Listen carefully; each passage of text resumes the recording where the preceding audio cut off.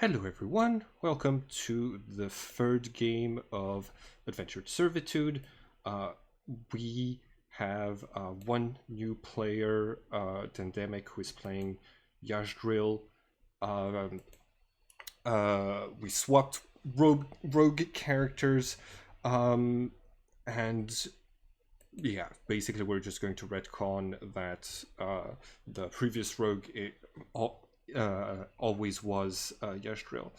Um, where we left off last time was an interesting moment because after getting into a lot of debt for killing their employer, their first employer, the characters were all given metal collars that could be used to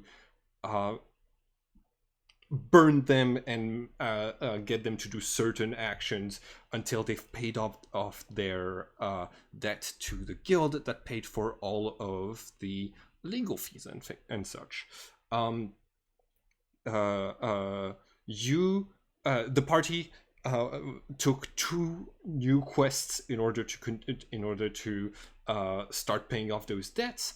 And doing the first one, you were supposed to go and kill a necromancer who lives nearby. You reached a farmstead with a large windmill that was the only tower-like structure around, and getting greeted by the skeletons, you talked with the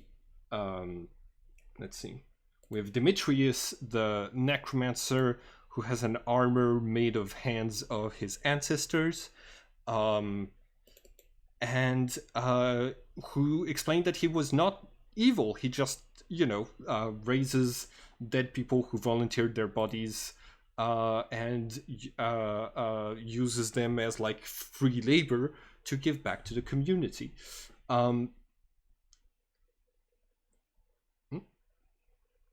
The rogue tripled in height. As you were leaving with a cookbook in Abyssal instead of the grimoire that you were supposed to bring back to your new employer, the characters were stopped by Kyle Evening, who ratted you out when you killed the noble, and who is now in charge, the adventurer in charge of your group, who holds the wands that can activate your burning collars. And he's now starting to make death saves because he asked to see the cookbook written in Abyssal and to check that it was a grimoire. And that's when the party decided to finish him. Oh gosh, the turn order is the turn order has disappeared. That's okay. Everyone, please select your token on the map and roll initiative, and we're going to see how this the rest of this turn goes, because we have a new. Oh, actually, hold on. Wait, it. Did y'all roll just now? Yes. Okay, cool.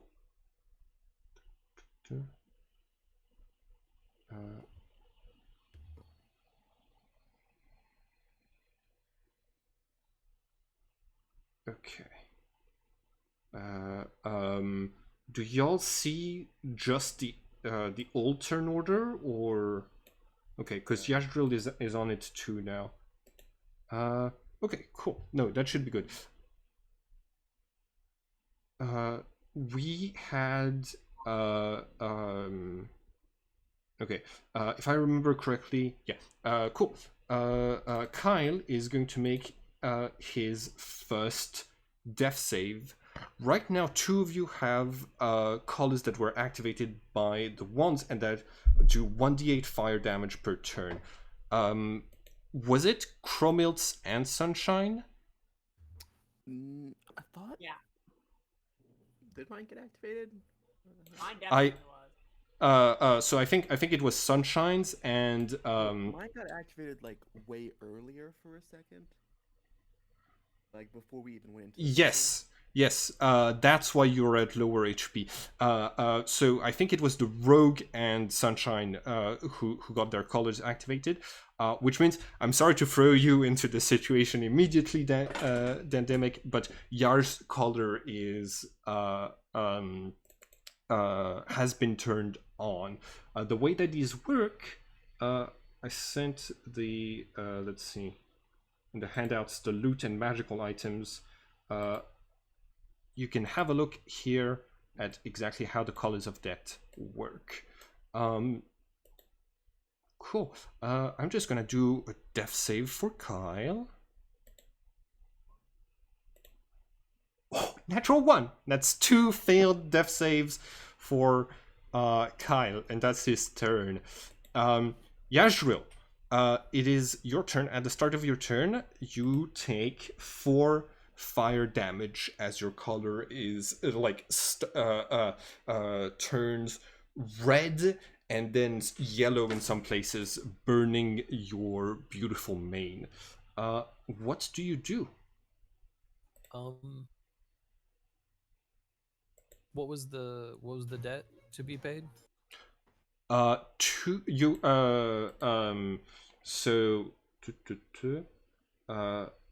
The debt tracker says that you were at 2,000 gold pieces in debt.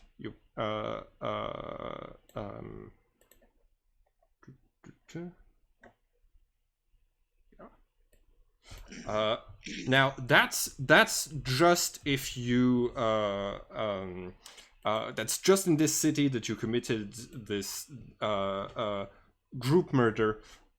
If you managed to take off the collars and run away, you wouldn't have to put up with the full debt. Just letting you know. Okay. Okay, so he'll definitely wince from the pain and reel back and scurry his back up against the wall over here as he reaches for his thieves tool out of his pouch on his back. All right. And he's gonna try and pick the lock on it to get it off. I believe these explode. That's something that you can like as a free action. Chromilts, you can remind him that the color of death has an explosion feature. If the color can only be removed, safely removed by the wand's user, any attempt to remove it without the wand will result in a magical explosion. Now, it doesn't say how much damage the explosion will be, so you can try your luck. But yeah, just warning you about this. Feature. Is there somewhere we're supposed to be right now, or something like?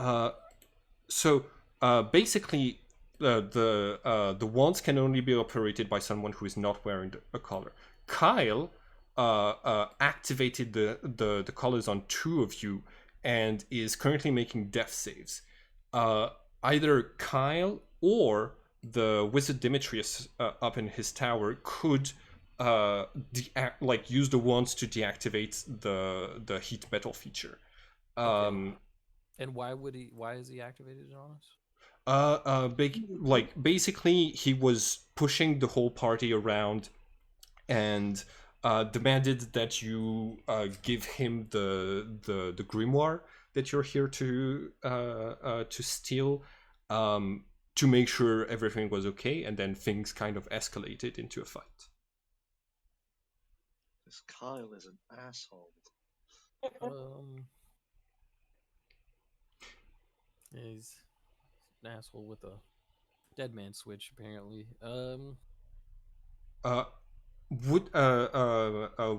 Because the situation is sort of new to you, would you like it if we moved your turn a little bit farther down the initiative line, and you can respond to the way the other characters are playing? Yeah, sure. Okay. Actually, before that, can I have a free action to say something to his character in game? Yeah, you can say something for free in game. Go ahead. Reynard's gonna see that he's looking for something to do. He's gonna tell him to take the wands upstairs to the wizard and ask him to end the burning effect. That's right, because as a tabaxi, you have extra movement speed. And at level 2, you can dash as a bonus action, so you can triple dash. So I'll go over and grab the wand. Okay. I'll use my tabaxi movement on top of my main action dash and my bonus action dash. And instead of going through any of this, I'll just climb it because I have a climb speed. Ooh. All right. What is your climb speed? Normally it's 20, but if I dash, and then double, it should be 120.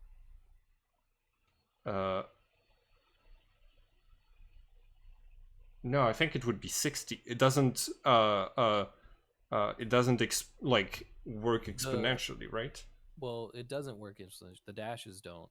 Dash adds 20, dash adds 20 again, but the tabaxi movement does just flat out double whatever my current speed is, which would be 60 doubled 120. Isn't your normal speed 30 rather than 20?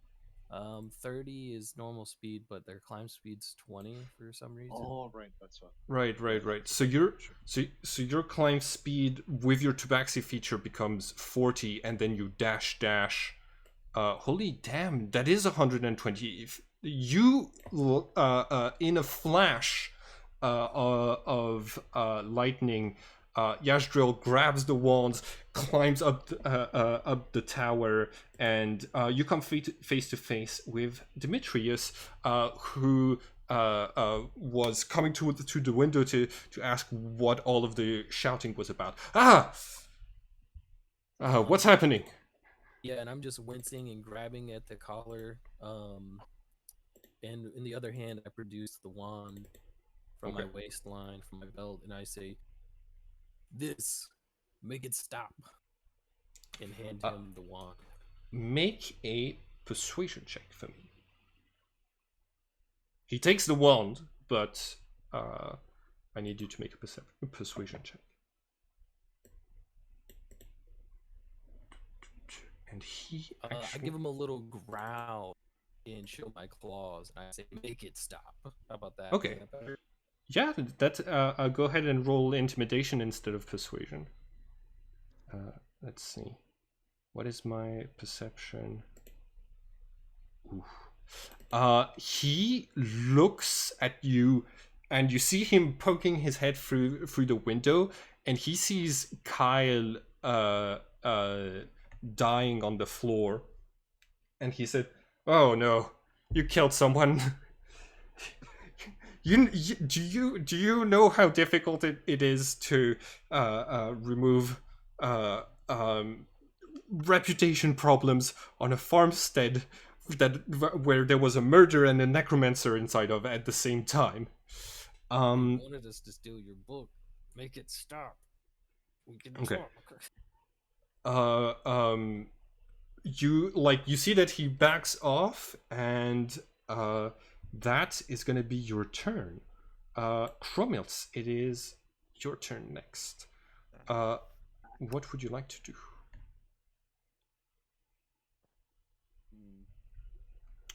You can hear that the persuading of Demetrius is not going very well upstairs. Okay, so if I dashed, how far up the stairs could I get? Like getting into the building and up. So let's see. That's 25 feet. You would have 5. 35 feet, inside from wherever the door is. Yeah, 35 feet. That brings you to enough up the stairs that you can see Demetrius and talk to him right here. Let's go right on stairs, please. the square. Yeah. I'm just gonna shout up, please, please, just don't. Okay. They're Make. gonna die. Please don't. Oh God. Oh, right. By the way, at the start of your turn, you take 2 points of fire damage. Make a persuasion roll. Ah.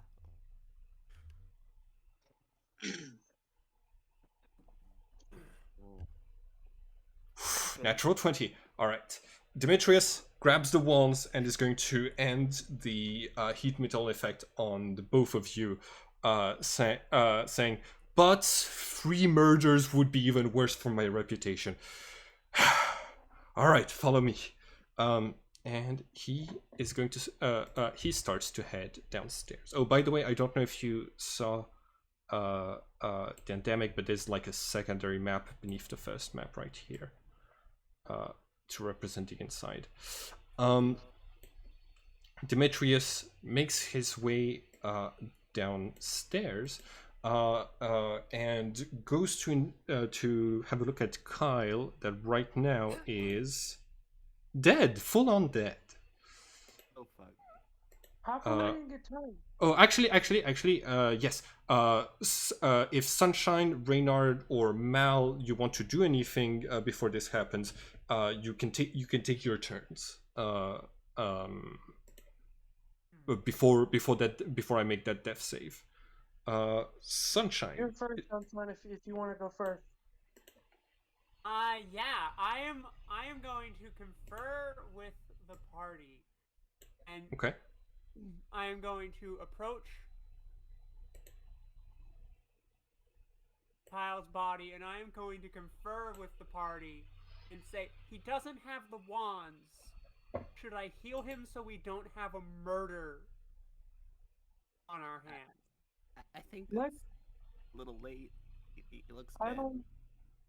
I don't want to heal him. I want to stabilize him so we can tie him up and deal with him later.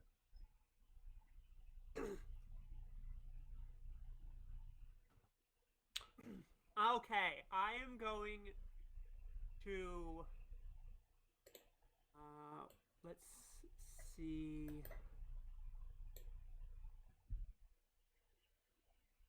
Like, I can stabilize him if you want me to.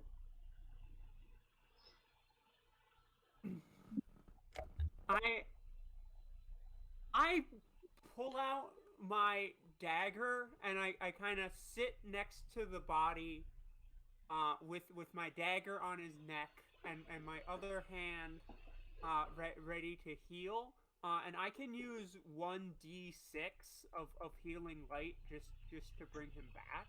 Yeah. If you heal him, he wakes up. I can just stabilize him and he won't die. Reynard is offering to stabilize him without waking him up with lay on hands. No, not lay on hands. And Sunshine nods, and says, and backs away.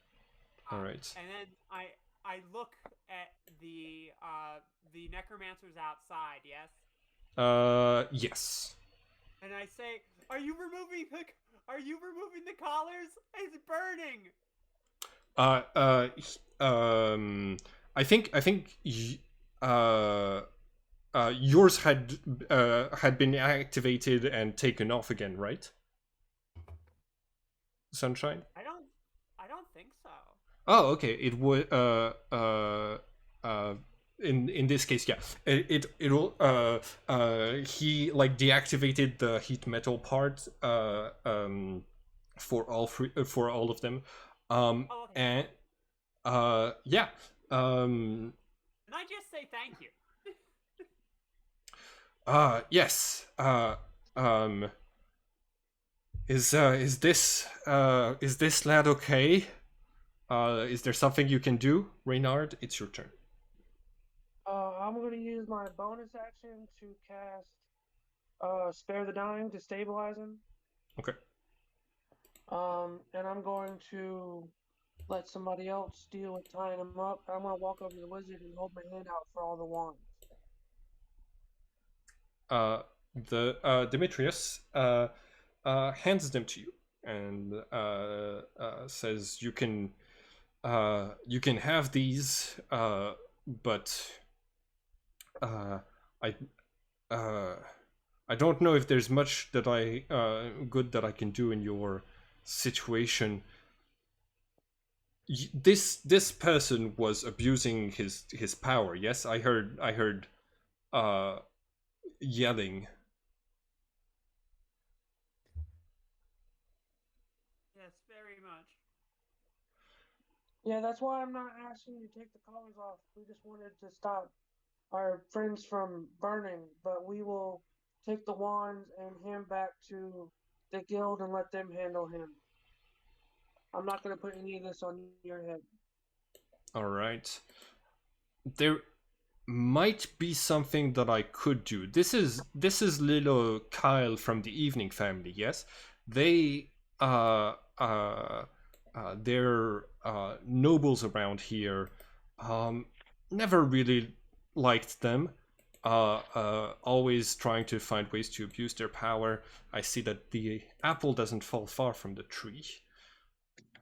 I have a suggestion.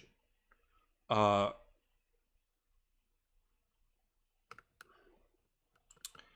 you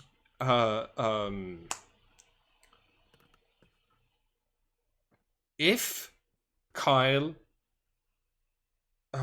were to accidentally die and then be brought back as an undead, whoever brought him back would be able to control him just enough to make sure that the wands are not used and that all of you are given a stellar report for accomplishing your mission perfectly today. Would that be helpful? I don't want to let you go with the knowledge that he's going to do these things again. Are we out of turn order? Yes, we are. I shoot Kyle. Okay, cool. All right. It's an automatic critical because he's unconscious. I think we're going to say that yeah, you shoot Kyle once again. Remove another arrow because it is going to hit his armor and break. But it does manage to do at least 1 point of damage that is going to ease his passing. Demetrius says, "All right, well, I'll get to work. I'm going to make him into a smart zombie unless one of you has vampire blood on them. And he will be decomposing, so you are going to have to. Do you know the legend of the end of 10 days at Bernie's?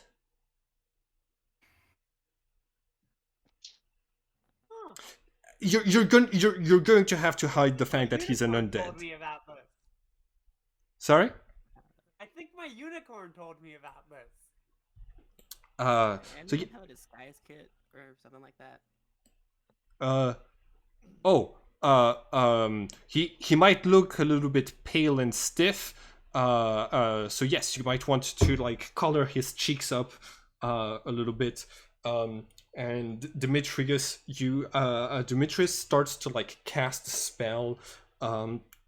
And you see that like the hands on that compose his armor are going to start to crawl off of him and like bring magic over from Demetrius into Kyle's body, who I return from the dead. And Demetrius is going to say, "All right, act like you normally would, except never actually use those wands to hurt those people, and do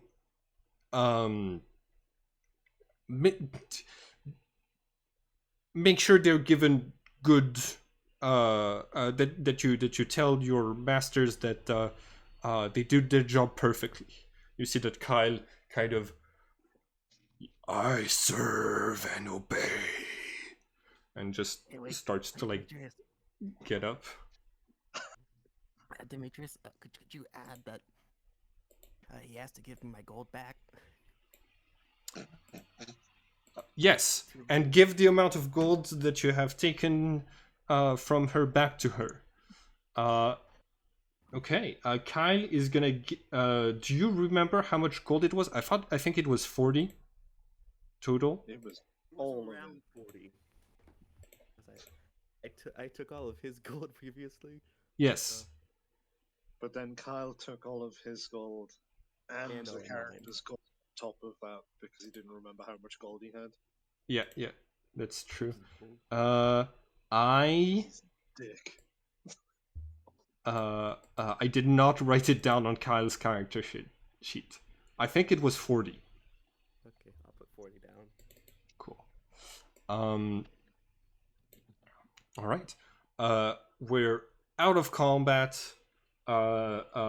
Demetrius recovers his hands that kind of like crawl back up and reshape into this armor. Turns around and says, "All right, well, I'm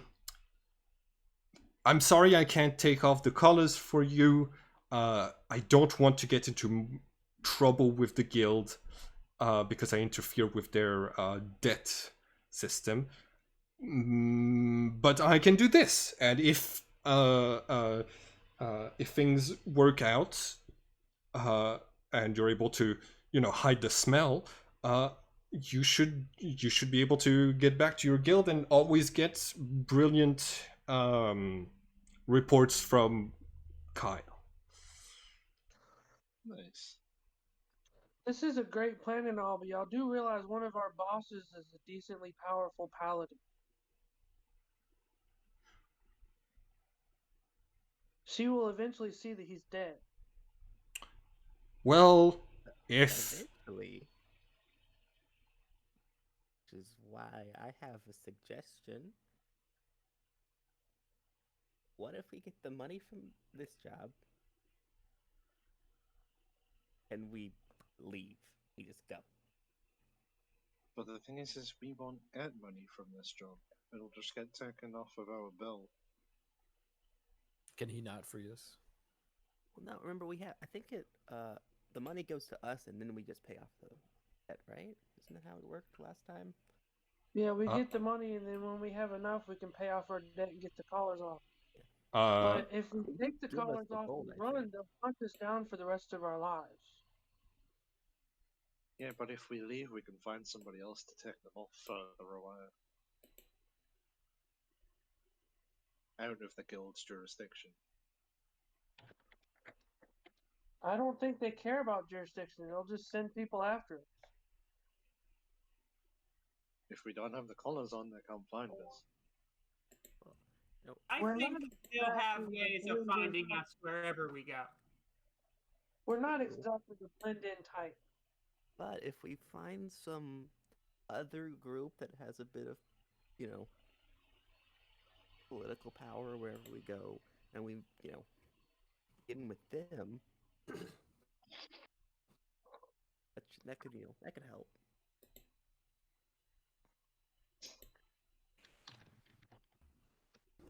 well, once again, have a nice day, and good luck making sure Kyle never meets that paladin while they're using their divine sense.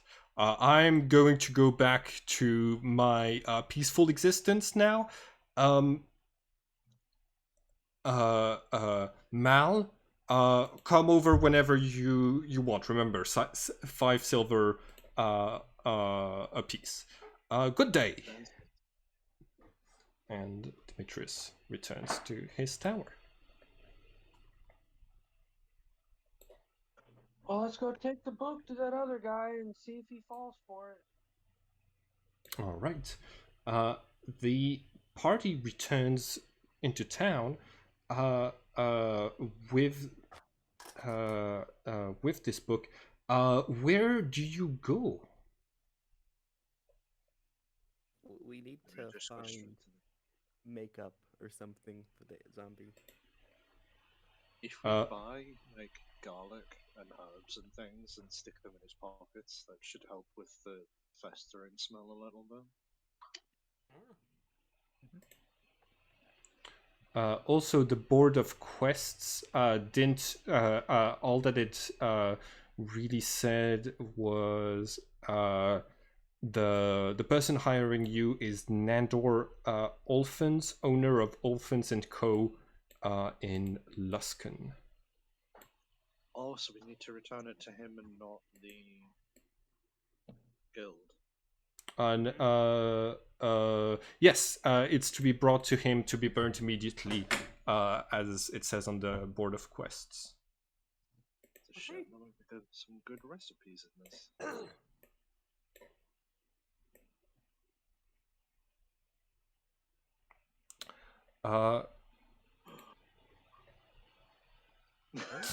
I'm sorry for this. I'm sorry, Cleffy, for the stuff that I had in since the last time. You haven't been to the board of quest yet, so you don't know about that bit yet.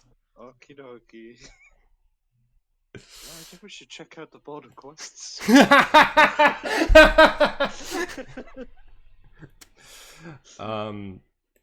All right. Cool. You are able to find Olphants and Co. You see that it is a shop of basically magical supplies. They sell those, expensive inks and parchments that can be used to make new spell scrolls and stuff like this. You enter the place, see an elven merchant with like this curly, enormous mustache who welcomes you in and says, "Ooh, adventurers! Say, are you here to buy something, or are you here for the notice that I put out on for the quest at your guild? You are adventurers, yes?" Yeah, we got a book. Who has the book? I think it was the rogue. Oh, yes. Excellent. This is the grimoire. How did it go? Tell me everything. Well, we went there, and we used some, special tactics to get in and take the book. Don't want to go into too many details, trade secrets and all, but Yes, of course. it went very smoothly. Excellent. With this, I know he will not be able to raise the dead anymore. This shop is the only place in the region that sells the inks necessary to write up a new grimoire. And you see that he takes the book, takes a little bit of basically something to light it on fire, and is going to spark a couple of flames. Ari, could you make a persuasion check? That was not deception. I feel like you technically did like you didn't lie. So go ahead and make a persuasion check to see if Nandor falls for. Apparently. Absolutely. A single +1 in persuasion. I'm doing pretty well with it. Yeah. Nandor is going to write a glowing review of your performance, giving you 10 out of 10, and hands it to you to give to the guild so that you can cash in the reward. Nice. Excellent work. Does your team have a name in case I need your services once again? I've heard about the Fearless Five that are famous at your guild, and what are they called?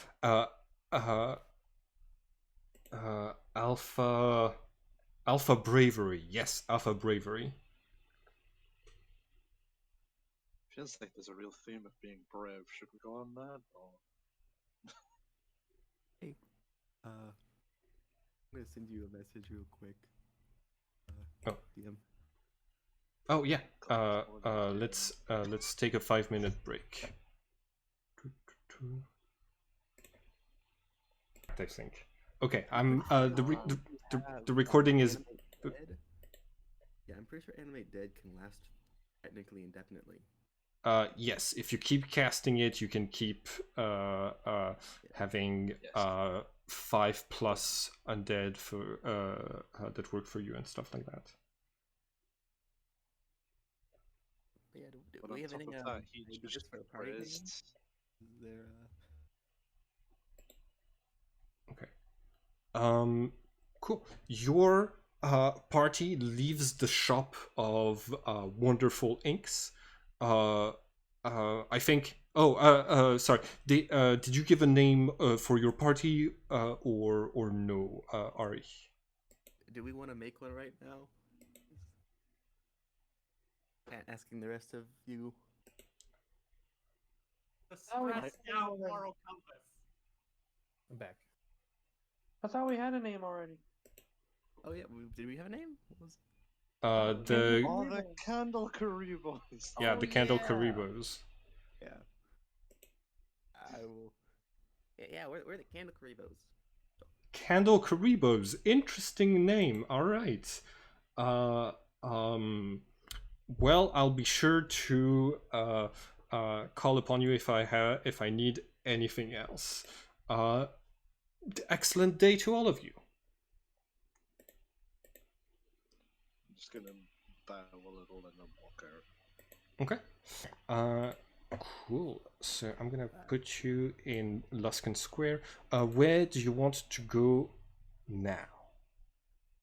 Well, we need to go get, garlic and herbs, and we need disguise stuff like makeup or whatever. And I need to buy some more rations too. How much are rations again? Let's see. Rations. Oh, doesn't say. God damn it, Roll20. Why have something with the attributes of rations and their weight, but not the price? Ah, yes, the weight is the important part. Yes, yes. 5 silver. Should be 5 silver for 1 day. yeah. 5 silver for 1 day. Cool. So you can put like a ration's worth of garlic and herbs on Kyle for 5 silver to mask the smell.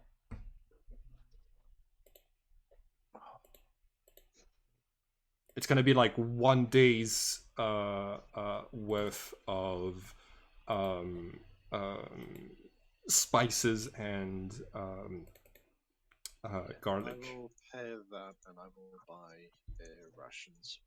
6 days worth of rations of Got it. actual food, not just an ingredient.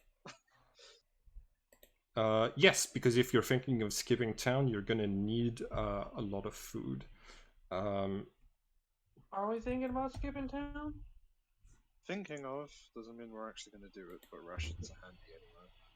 I guess I'll buy some too. Weighing all our options. And I We'll will be probably, ready at any second to just, look at. when everybody's together, I'll probably try and take us somewhere for a cheap meal, and I'll pay for everything. Nice.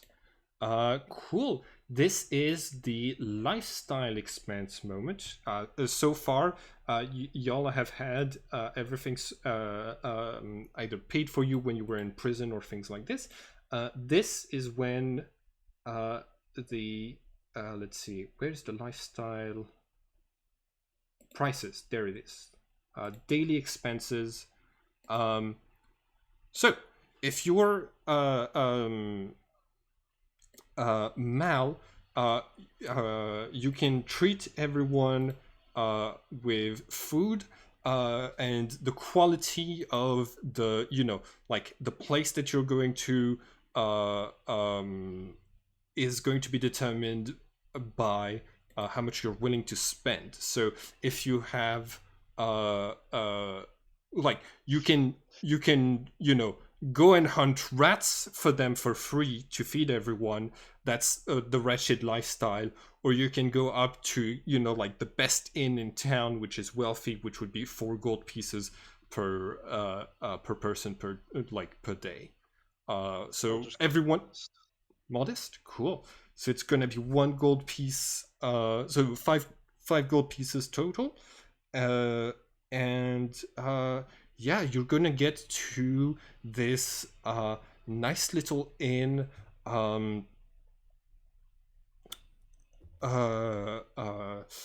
don't. Yeah, I only have the map for the Whining Wyvern, so we're going to say that the Whining Wyvern provides modest quality living standards and stuff like this. That's fine. Cool. There we go. Did we? I think I missed it. Did we turn in the book? Yes, you turned it in. It got burnt completely. You don't get paid at the. No, we have to go back to the book to get paid. Yeah, that's correct. Are we doing anything else in town? I just didn't know what I missed. We need disguise kid and garlic and herbs. Mm-hmm. Yeah. I bought the garlic and herbs. We only need a disguise kit. You got him. Then I'll go buy the disguise kit and leave it. Cool. I've just got his food and rooms for the night. So. So you're. we're doing a long route? Oh, by the way, you all have rooms that you can sleep in at the guild for free. Just letting you know. How far away from town are we though? Like from the guild town? Oh, like the you are back in Luskan. You are in yeah. This is like the person who hired you for this job was in Luskan, and so yeah, your characters are back at this point. In which case, on the daily expenses, food and board, rather than just food.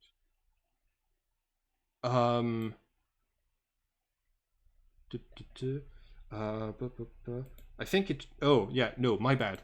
Food, drink, and lodging is a different thing. So like the daily expenses is like the quality of the perfume that you wear. It basically allows you into certain circles if but yeah, that's I'll buy us all comfy food, which is 5 silver apiece.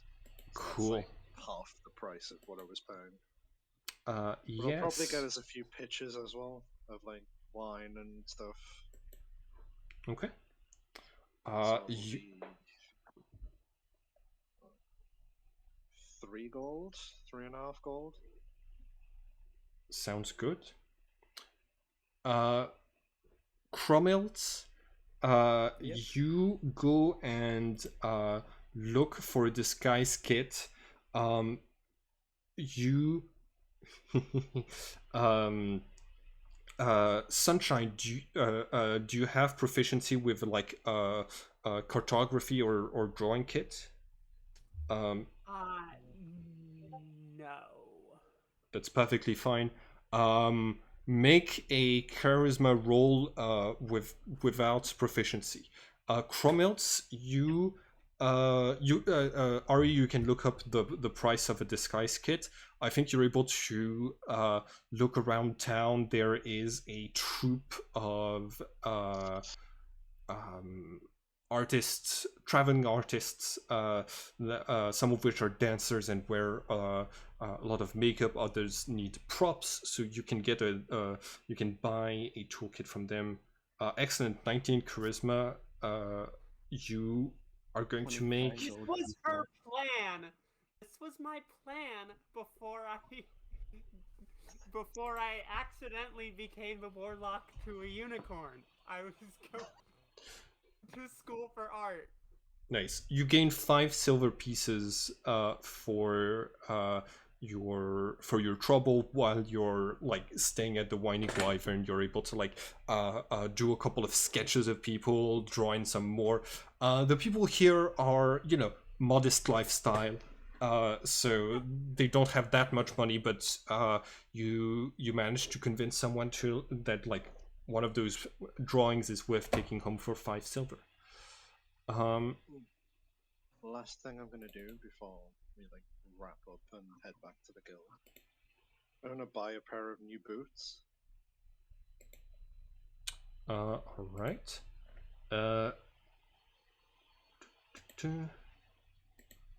Let's see. I think. Hey, so a disguise kit is 25 gold pieces. I don't know if I want to try and pay that. You said I found what would be that at like some performers have some.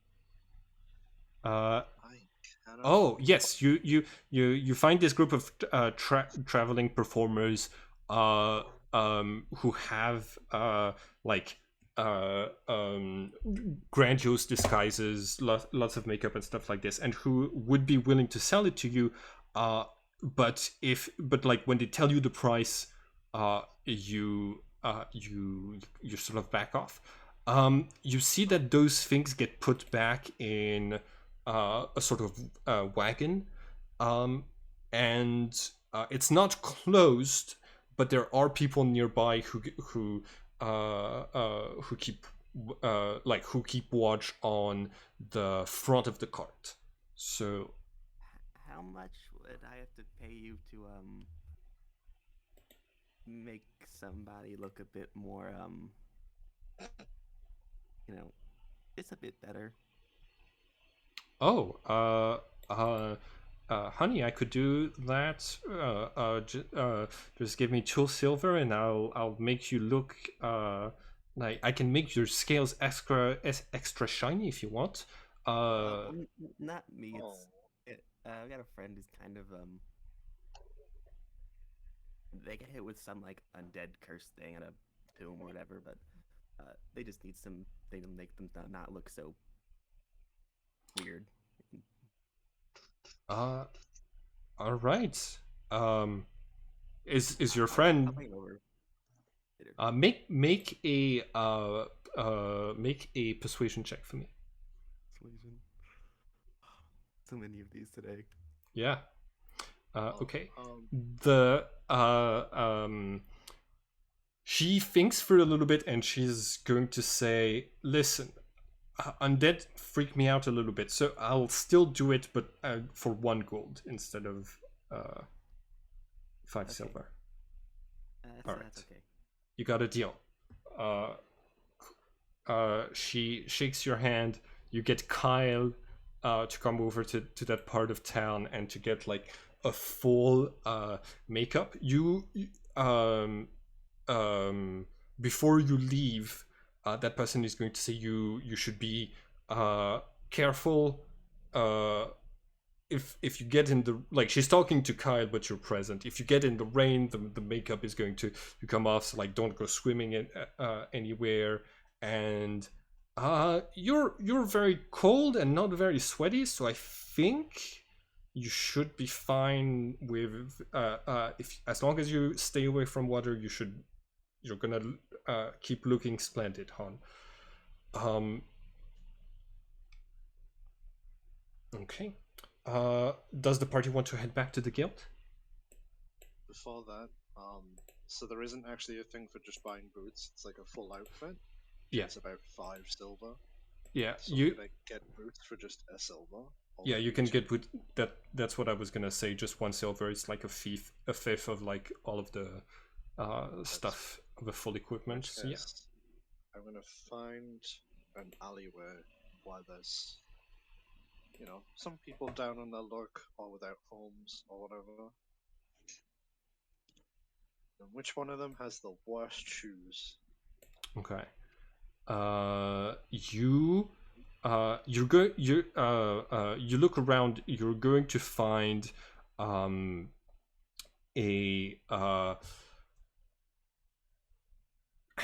half elf, half dwarf, who has like 1 foot much larger than the other, with the toes slipping from the lever of the boot, and like and like 2 right shoes, and the other right shoe is on the left foot. So like neither of them are fitting very well for this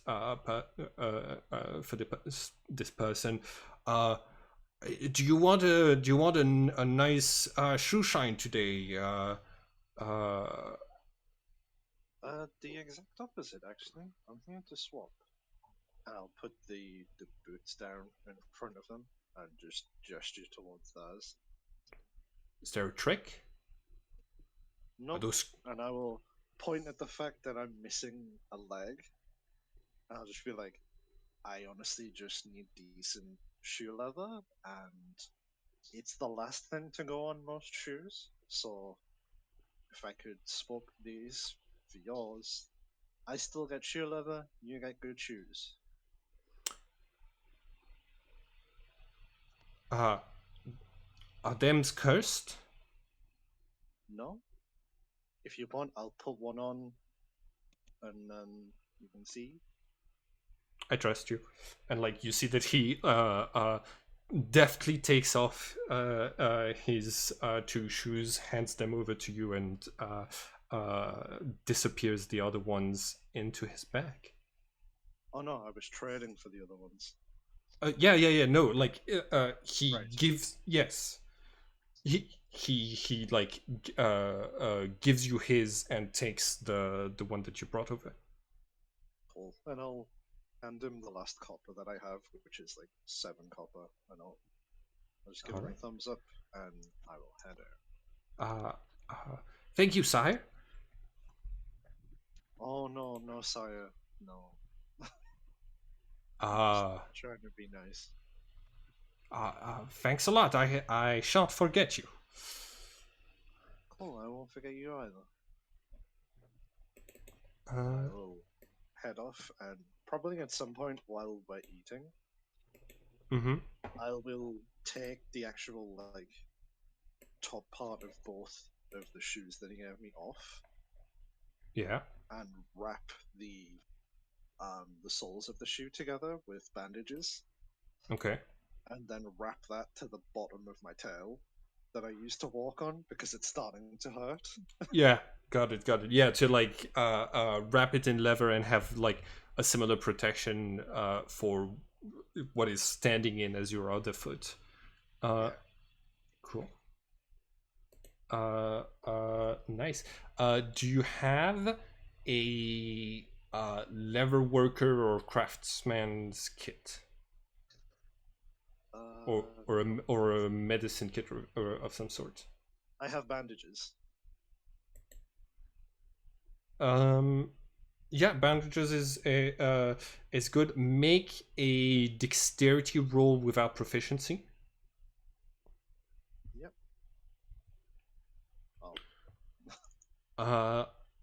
All right. So you you do your best.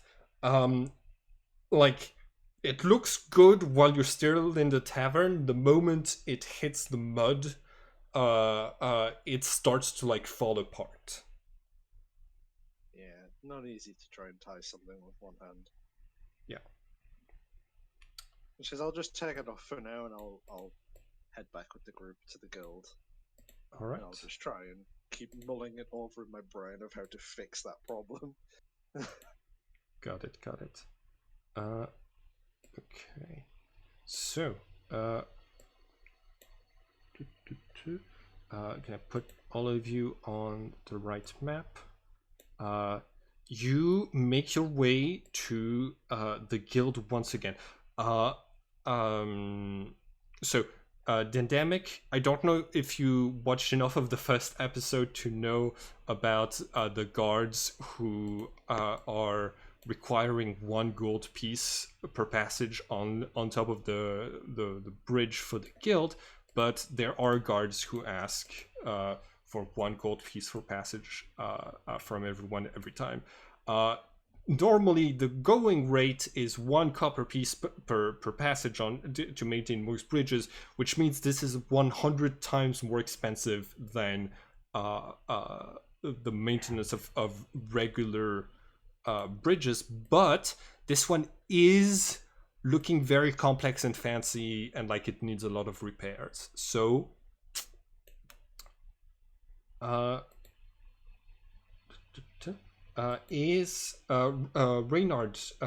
are you you paid for everyone last time y'all went out of the guild. Do you want to do the same this time once again? Yes. All right, cool. So you take off 5 gold. Fizberg the guard is going to greet you and say,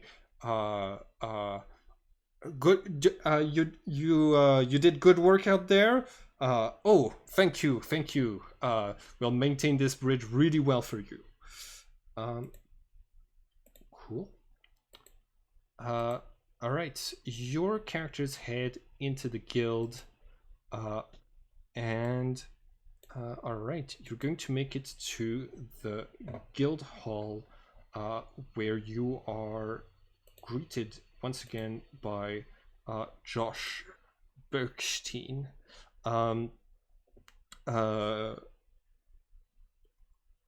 What do y'all say when you approach?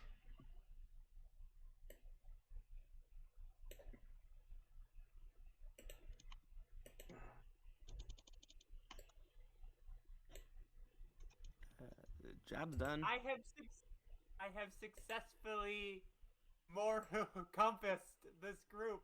You will see. Yes, we shall see about this. Kyle hands him the letter that's given to you by the employer, and Josh raises his eyebrow and says, well, it looks like with the right guidance from the right person, your team is able to accomplish wonders. Kyle, let's go over the merits, if there are any. Cool. So how much gold was this? I'm gonna do some math real quick. How much gold was this quest? 500. Evil Necromancer, 500 gold. Oh yeah. Cool. So that's 100 gold per person. Cool. That actually rounds out pretty easily for me. The guild maintenance task is 20%. The kingdom tax is 20%. The customer satisfaction is plus 25%. So you're currently at 60 plus 25, 85%. All right. I'm gonna do that in a second. Cool. So everyone is at a base of 85. Okay. Which means 65 for most people. And because Reynard is the only healer in the group, Reynard gets the shares the shares of everyone. That is going to be 165 for Reynard. Cool. You so like lying through his teeth, Kyle is going to say that there wasn't any combat encounters not intended. No one died. There were no traps triggered. You weren't out long enough to need to build a full palisade, and the party's performance being at a 10, the moral compass doesn't need to pay for anything. So, Reynard, you can write down 175%, because you're a human. You get a plus 10% bonus to your pay. So Reynard is 175 gold pieces, and everybody else gets 65 gold pieces from this job.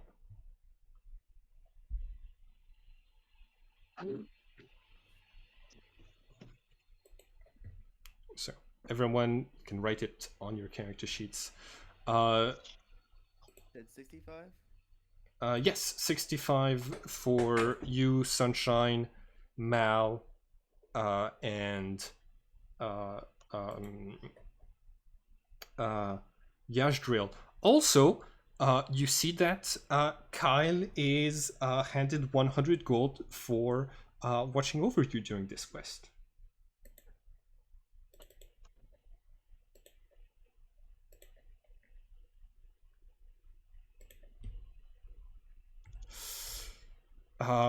Excellent job, everyone. Keep going like this, and your colors will be off in no time.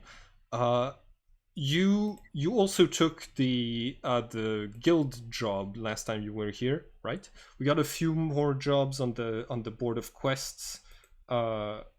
If you want to have a look, but I do encourage you to finish the one for the guild quickly. We prefer those jobs get taken care of as fast as possible.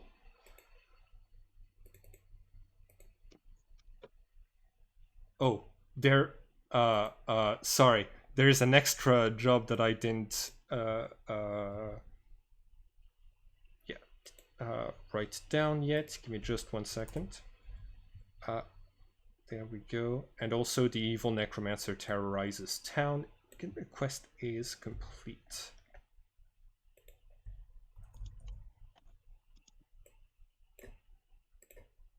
All right.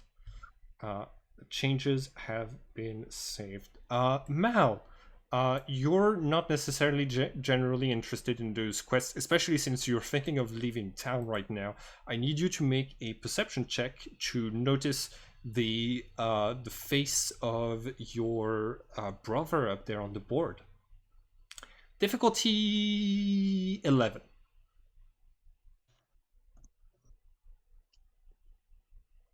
Oh, exactly 11. Out of the corner of your eye, you see the same drawing that was led you in your backstory to the fortification near the river in the first place. It's the same image. And it seems that the guild has taken it up as a full-on contract now.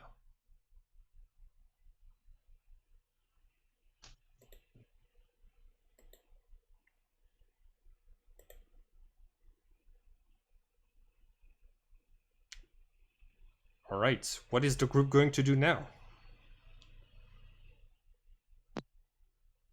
What time of day is it right now? Let's see.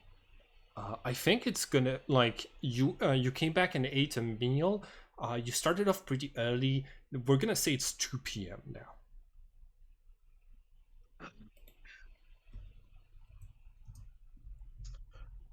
This sucks. I say we head back out to Oculus Manor because something ain't right. That dude's dead.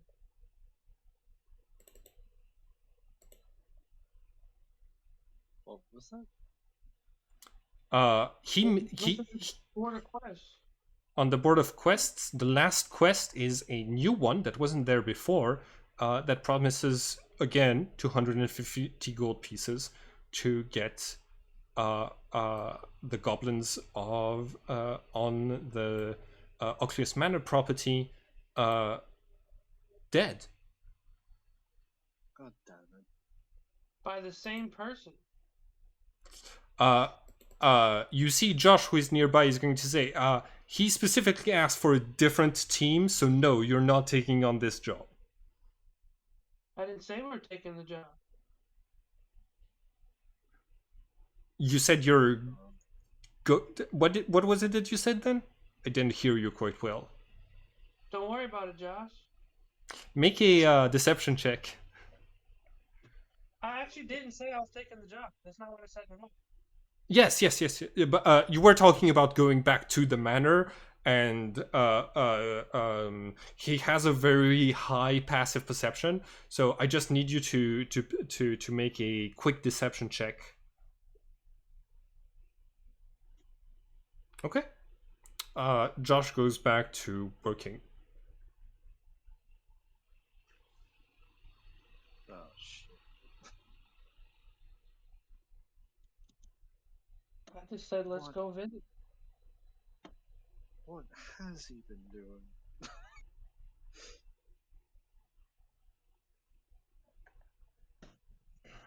I think So- Mal's just frozen, staring at the board.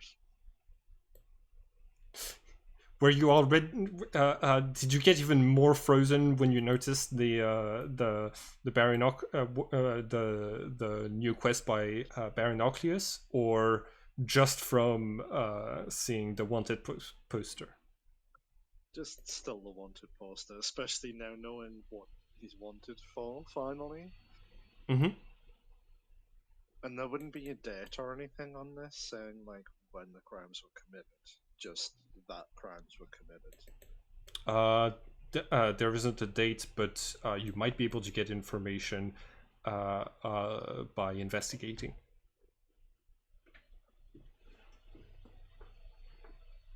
What about if I just ask Josh? Yeah, you go and talk to Josh. He looks up from, like, you can see that he's counting like the monthly income of the guild on this like complex thing with like beads. When you arrive, what is it? Mal, yes? Yeah. So there was wanted posters up for this guy, like, before I came to the guild. Is this for something new that he's done, or is this probably for the same thing that the old wanted posters were for? Oh, you're talking about the Flit Tockley, yes? Yeah. Yeah, I actually wanted to ask you about this because you wrote so hold on.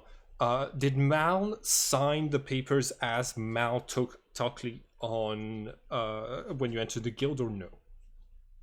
I think she did, because she was not in the best shape when she signed up for the guild. Yeah.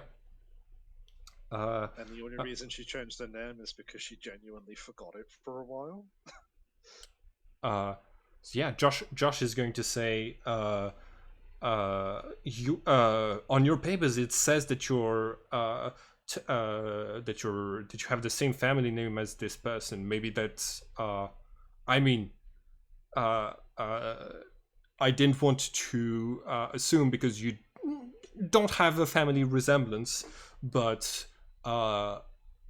maybe you're gonna have some adventurers come to ask you questions about this Flit fellow to look for him.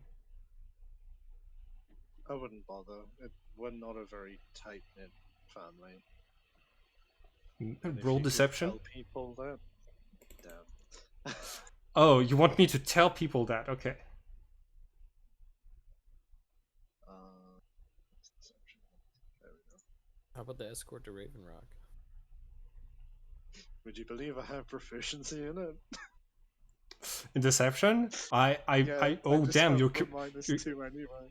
oh yeah, your charisma is just terrible. All of my stats are terrible. Oh yeah, you rolled really badly. So you see that Josh is going to say, "Yeah, I'll tell them. If you're interested in the quest, this is one of the like big rewards we have going on right now. So I know that like it's only a matter of time before this quest gets snatched up by someone." So only one group at a time can be put on the mission, especially if it's this kind of mission. I have a couple of copies for that I can put back up, but we don't necessarily having teams that compete against each other for the same thing does result in murder sometimes. So we're trying to change this model of work to try to keep our employees for a longer time. Consider it taken. It almost seems like your business model is flawed to begin with. You see that like he puts an like moves another bead on his calculator thing, and he's going to tell you, I don't know, we're making a good amount of profit from this. Yeah, from the top it must look real good, and I'm just gonna tap the necklace. Okay. Yes, but what's your turnover rate? How many adventurers come back? I feel like a lot of your practices result in murder. Well, we're trying to diminish those. We're trying to change that, and become a more modern guild. And our turnover rate is 25% per year. That's extremely high. Well, there's a lot of like new teams that don't really know what they're doing that get themselves killed. And how much of the people who remain in your guild are there because of? And I just tap the collar. Those. I don't have the exact numbers, but we do have a good portion of prisoners that were heavily in debt after. It's one of the hazards of the job, adventurers are known for setting taverns on fire, things like this. Everybody ends up in debt at one point or another in their life. It's just the way things go. We have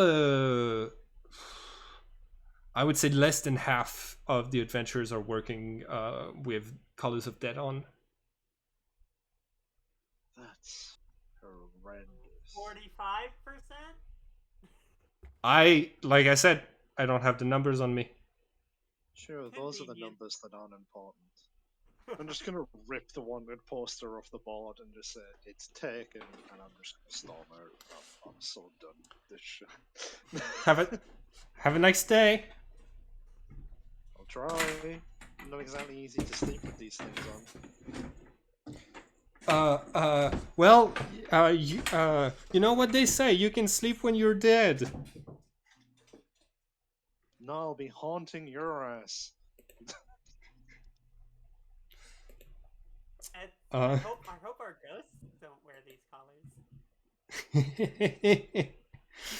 Those are different colours. Special ones for them. Why did the turn order just pop up? That's terrifying.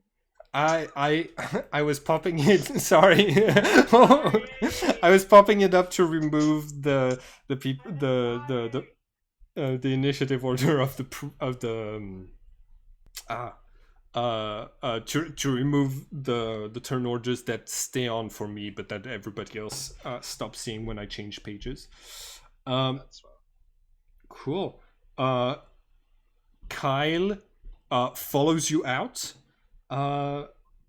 Anything else the party wants to do while inside of the guild? Our rooms are here, right? Sorry. What? Our rooms are in the guild, right? Yes, that is correct. I think Mal's just gonna go to her room. Okay. Let's see. Which section looks like it would be the section for people to live in? Yeah, let's say this. This is it right here. That's fine. Cool. So you go to take a long rest. What is everybody else doing?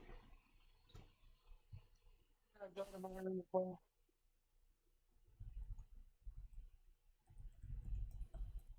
So Luskin's a port city, right? Yes, it is a port city. Yes.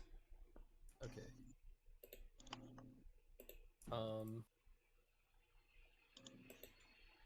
Who was it that was talking about possibly skipping town? I think the mentioned party. in general. Yeah. Yeah, I'll corral everybody together off to the side or in a private room or somewhere. Okay. In the morning or at the end of the day? At night. Cool. So you get you wake up your friends, gather everyone in one of the bed chambers that you have, and yeah, it's just the five of you and one small candle in the middle of the group. I probably wouldn't do that. Oh, Taking longer. if it's in the yeah, I think it's possible that Mal is not in their bed when you go to look for them at night. Actually, Okay. But yeah, when everybody's around the candle, I'll make sure everybody's close. I'll still whisper even though we're in a private room, and I'll say,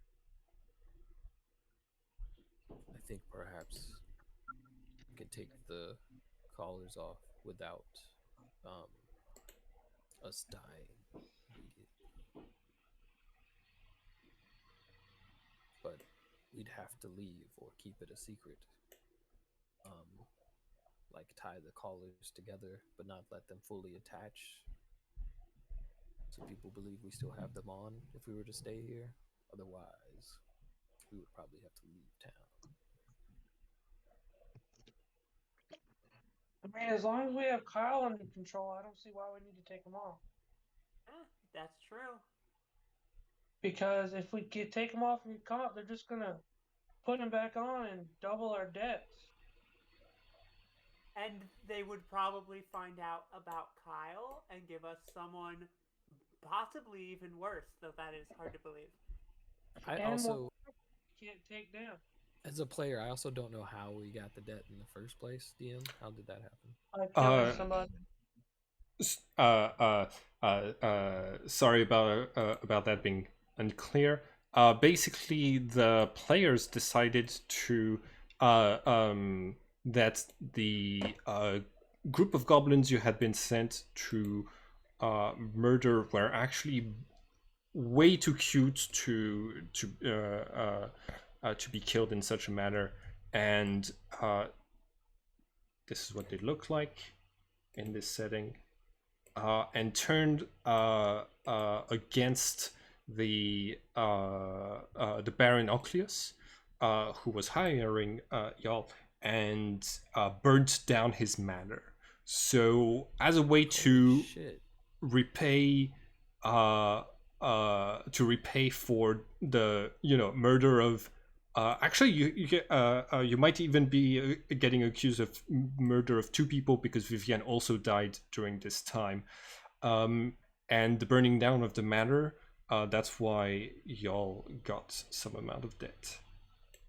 And technically, it was the rogue that burned down the manor while a lot of us were not there. Claire. It was who? It was the it was it was the no, it was Reynard who burnt down the Renard, it was me and Miller. Yeah. Holy shit. You guys, instead of just not killing the goblins, decided to burn a baron's house down and kill two Well, people? No, we didn't want to kill the goblins. Well, we didn't kill them. I mean, I get you Trying- didn't want to kill the goblins, but in retort, you burned the dude's mansion down? It's Well, like- he He went A back. lot of things happened in No. between. You deserve what you got. I'm no longer questioning this. I'm gonna have he to was work No, out this. I wanted his We money. didn't want to kill the goblins because they were doing a ritual to make goblin babies. And when we told the Baron we weren't going to kill him, he said, "Don't worry, I'll feed the babies to my pet dragon." Speaking Okay. of, where's our pet dragon? and then he, like, when they wouldn't leave, things escalated a little bit because he sent the like, he asked his pseudo dragon to attack y'all, and as soon as the GM says, you know, roll initiative, there's very often someone who's going to die. So that's what happened.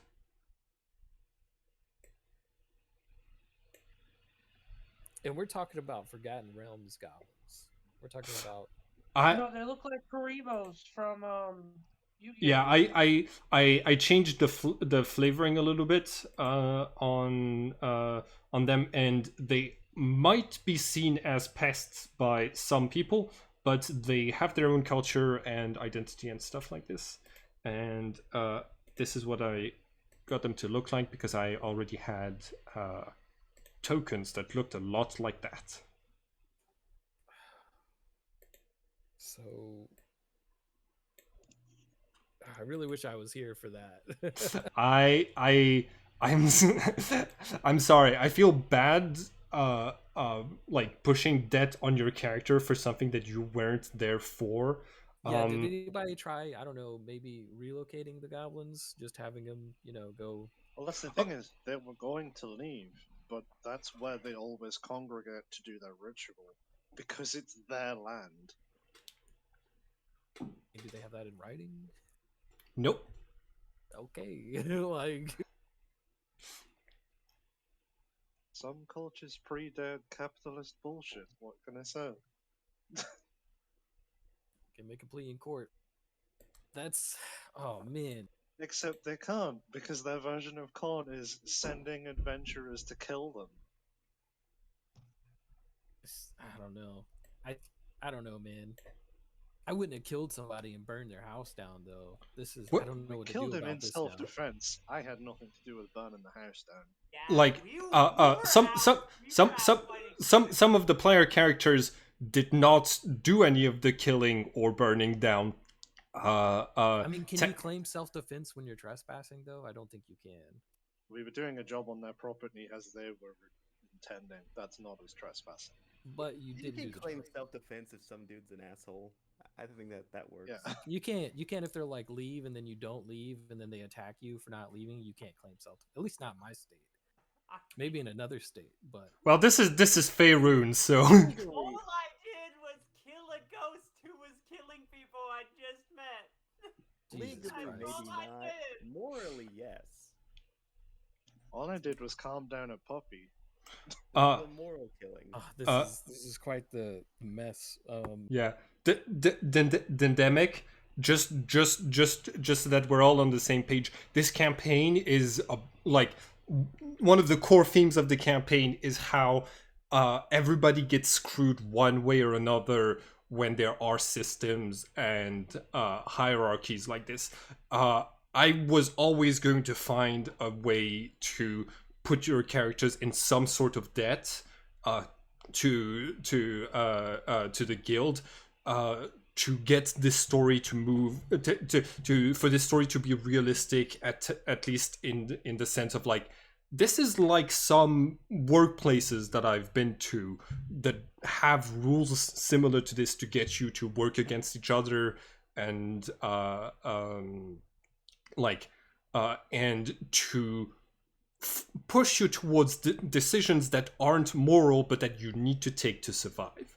And the characters decided to take the moral high ground this one, and now are in a little bit of a tricky situation. Some of them were just present there, and because you're part of the same group, got laden with the same debt as everyone else.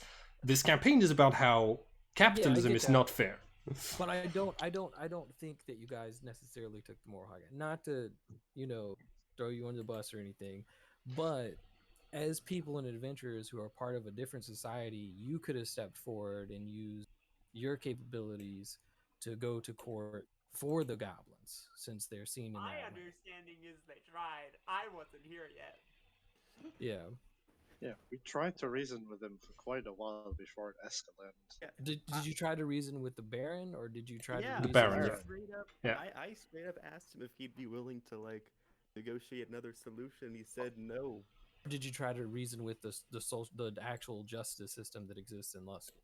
This is the Adventurers Guild is one of the closest thing that exists to a justice system. Yeah. So did you guys reason with the Adventurers Guild or with the Baron? We didn't get a chance. We were trying to explain that we could do that, and then shit hit the fan. Yeesh. We were trying to save babies. Yeah. The whole reason we knocked out Kyle was because Kyle was actively trying to kill goblin children. Do goblins, do they have any resemblance to the Forgotten Realms goblins? I'm trying to understand.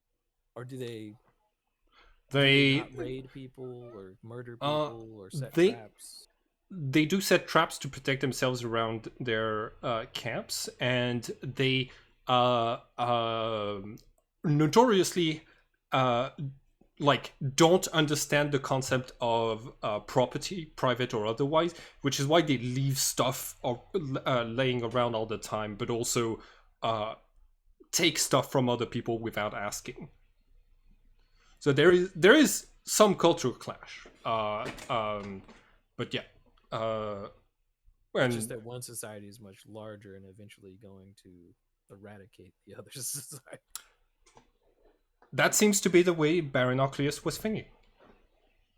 That's just unfortunately the way things happen. I don't know, man. I couldn't say that I'd actually just take part in murdering someone over that. So you But just I understand. let them murder goblin children? Because that was what we were faced with. Well, I'm gonna try and pick your brains on what to do about that. Okay, I've restarted the recording. But actually, wait a second.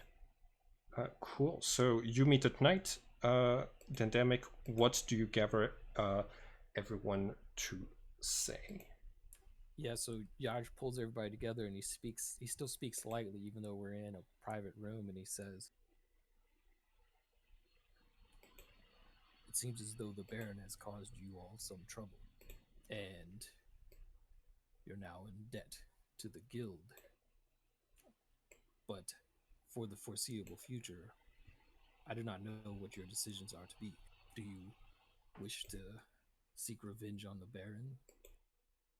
Do you wish to try and escape? I have an idea, a possibility to remove the collars, seek revenge for the Baron, and then leave. However, frankly, we already killed him twice. I don't understand how he's setting up a job on the board. Someone is pretending to be the Baron, perhaps? Perhaps you didn't kill He him? did come back as a ghost one time already, so... I mean, it's possible somebody revivified him, I guess. But I killed the ghost. The rich do have access to diamonds of the sort. I don't particularly care about the Baron one way or the other. I need a lot of gold outside of just my debt. So Perhaps this ordeal was meant to place you in collars, to put you in servitude to the guild. To be honest with you, I just want to go make sure the goblins get away. I don't even need to kill him again. I just want to make sure that they can go on their way without being hunted down. What about you being hunted down? They can try. I mean, Unicorn who'd have something to say about that. I mean, a wave of a wand and you burn alive at the throat. We have control of the wands. We're not worried about that. But I you mean, have control of there is all the always wands. a chance there's more wands. Yes. From what you've seen, it's one wand per color. Like you can't wave the wrong wand to activate someone's color. Well, then my idea. Personally, I'm on team. Just leaving, trying to find some other place that has less of a connection to the Adventurers Guild. But if you guys want to try and stick around here and get our debts cleared, I will do that as well. It's around this moment that Cleffy's character Mal returns to the dormitory, opens the door to this bait chamber that the two of you were in. So Cleffy, your character is back, probably 5 silver pieces richer. Would be 10, but also I was just asleep. Like, Okay. I just locked my room. I didn't go anywhere because it seems pointless going to try and make 5 silver when it costs 2 gold to get out and in. Oh yeah, that's yeah. Never mind then. I'd have probably just stayed locked in my room pacing. Got it. Even when the endemic tried to call. Okay. Yeah. That makes sense. Sorry, I hadn't thought about the the cost of the bridge. Thank you for reminding me. It would cost me double what I would make. Yeah. So every time we go out, I'll probably do it because we need to go out anyway. But otherwise, Got it. Do you think that staying here and working off your debt is a possibility that it would actually happen?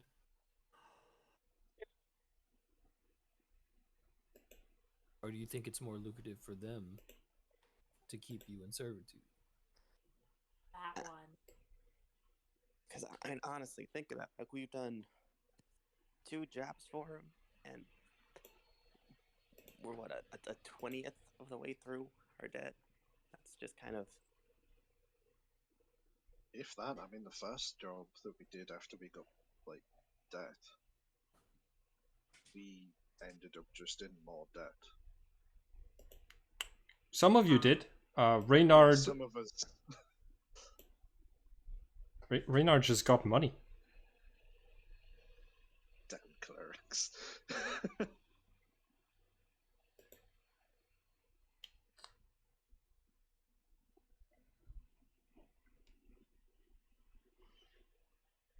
Here to aid you way. What is your direction? I have no interest in running for the rest of my life. But what if you were to work for the rest of your life for them? I mean, adventuring is what I left home to do.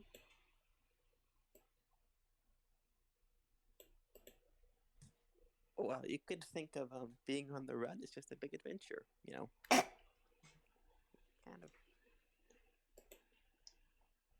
I'm never gonna go to art school, am I? If you did, you'd probably end up in more debt anyway. Well, I mean, maybe there's like an underground art school, you know, like a black market art school. That's just.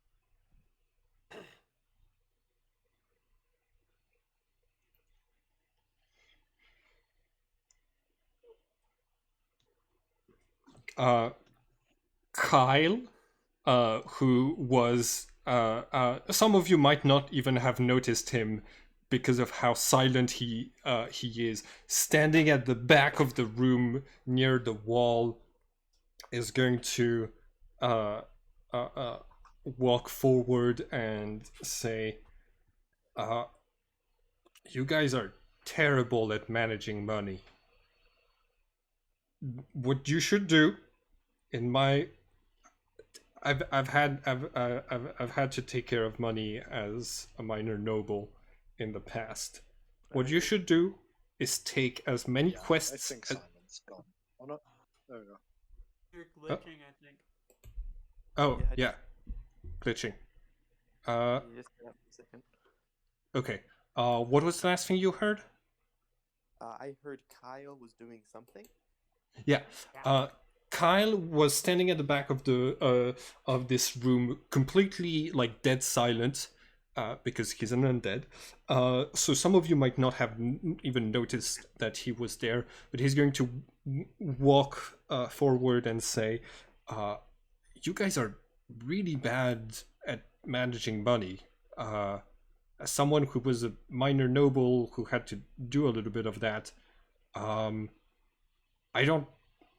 I think it might be possible for y'all to work off your debts."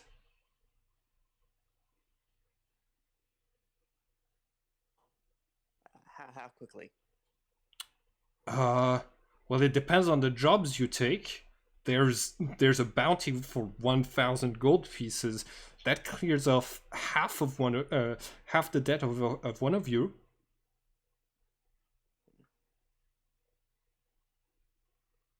Are we up for taking that job? Is that... Yeah, Mal took the poster. Mm-hmm. And listen, I think if you do the guild job, right, the guild will start to appreciate you more because you'll have gotten magical equipment back for them. This way, they'll maybe maybe they'll like send you on some nicer quests, or just not maybe they could hire a lawyer to help you with the trial and stuff. Am I disconnected again?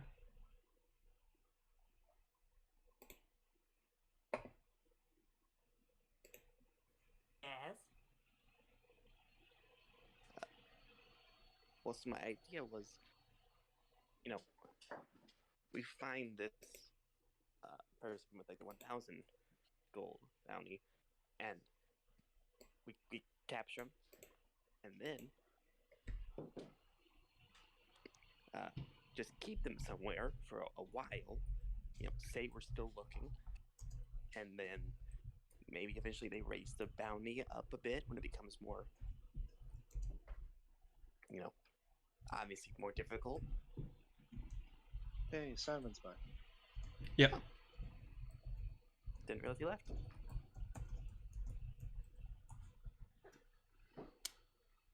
So what do you think about that? What do you think about just kind of trying to artificially raise the price?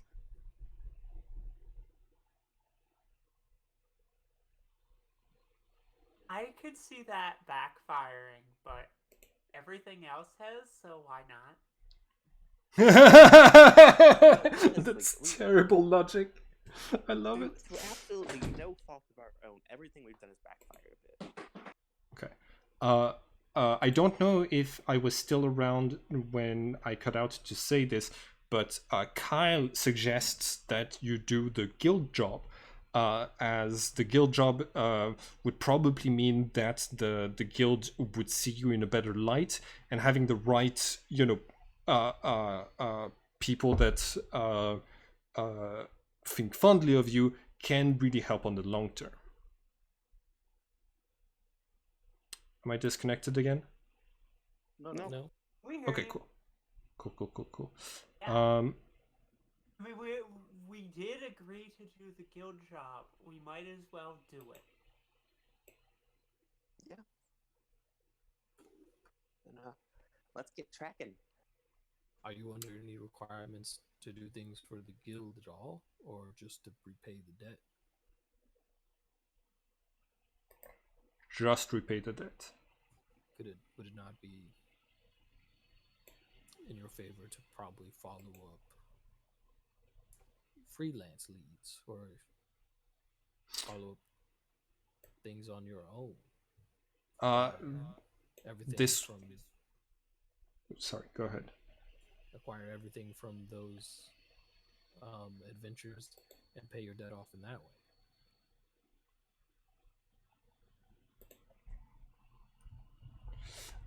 So one adventurer mentioned that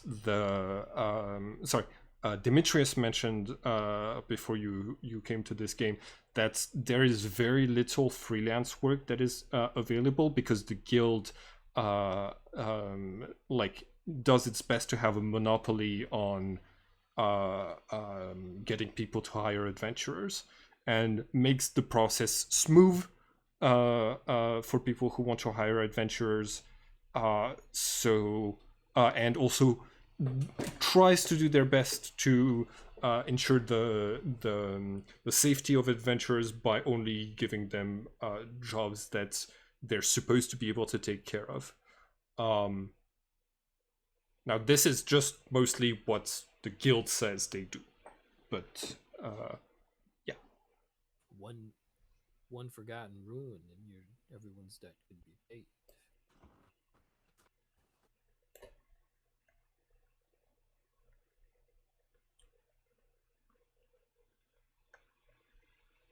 Right. Hello, party. Yeah. So, mhm. are you talking about like messing with their records?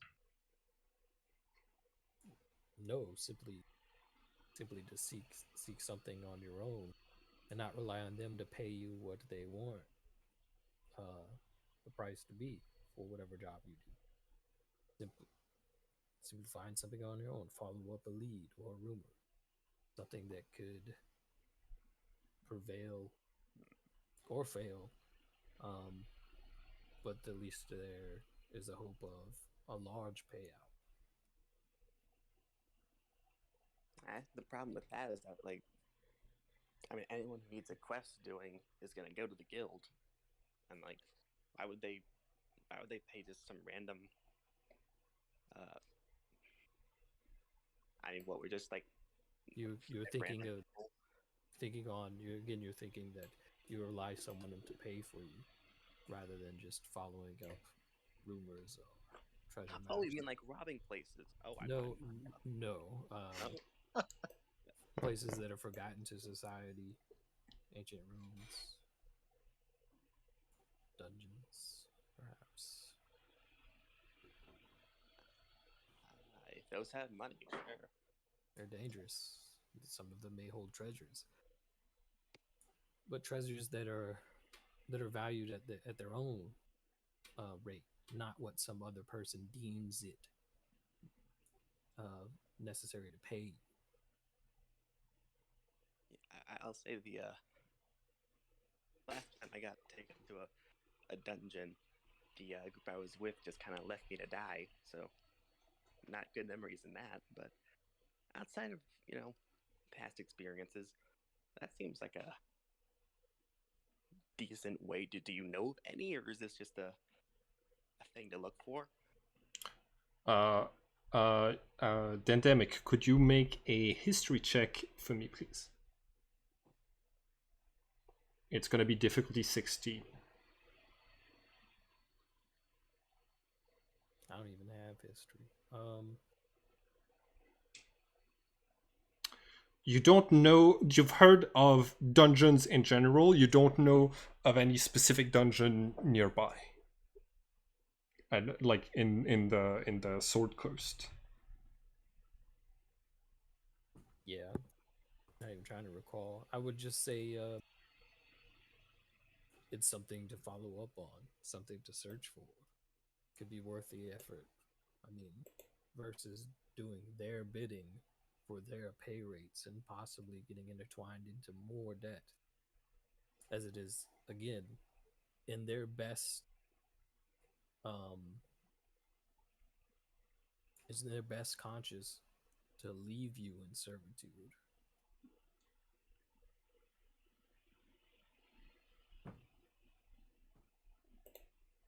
I would, to be honest, I will do basically anything to get out of debt and get more gold. So, if you got an idea, you can kind of have it as a side project. Start by searching for rumors.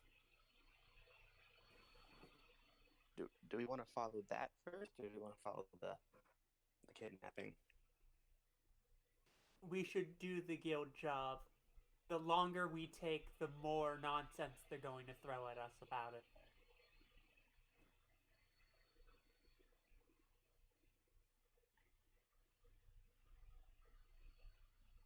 Is there some kind of like time accrual? Not like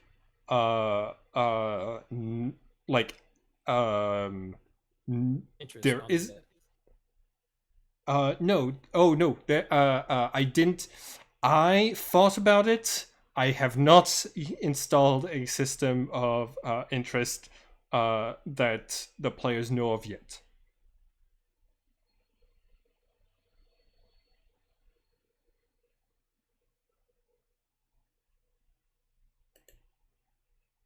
I mean, continue to do their bidding or try to pave your own way.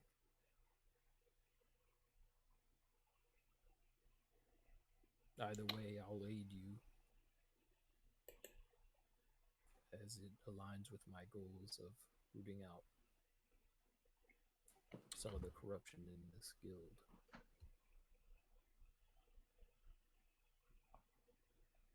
All right. I think Kind of combs his hand over his dagger.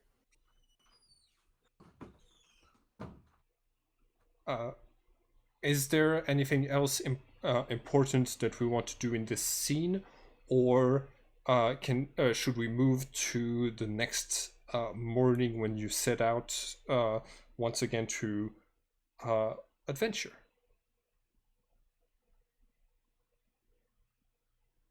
Okay.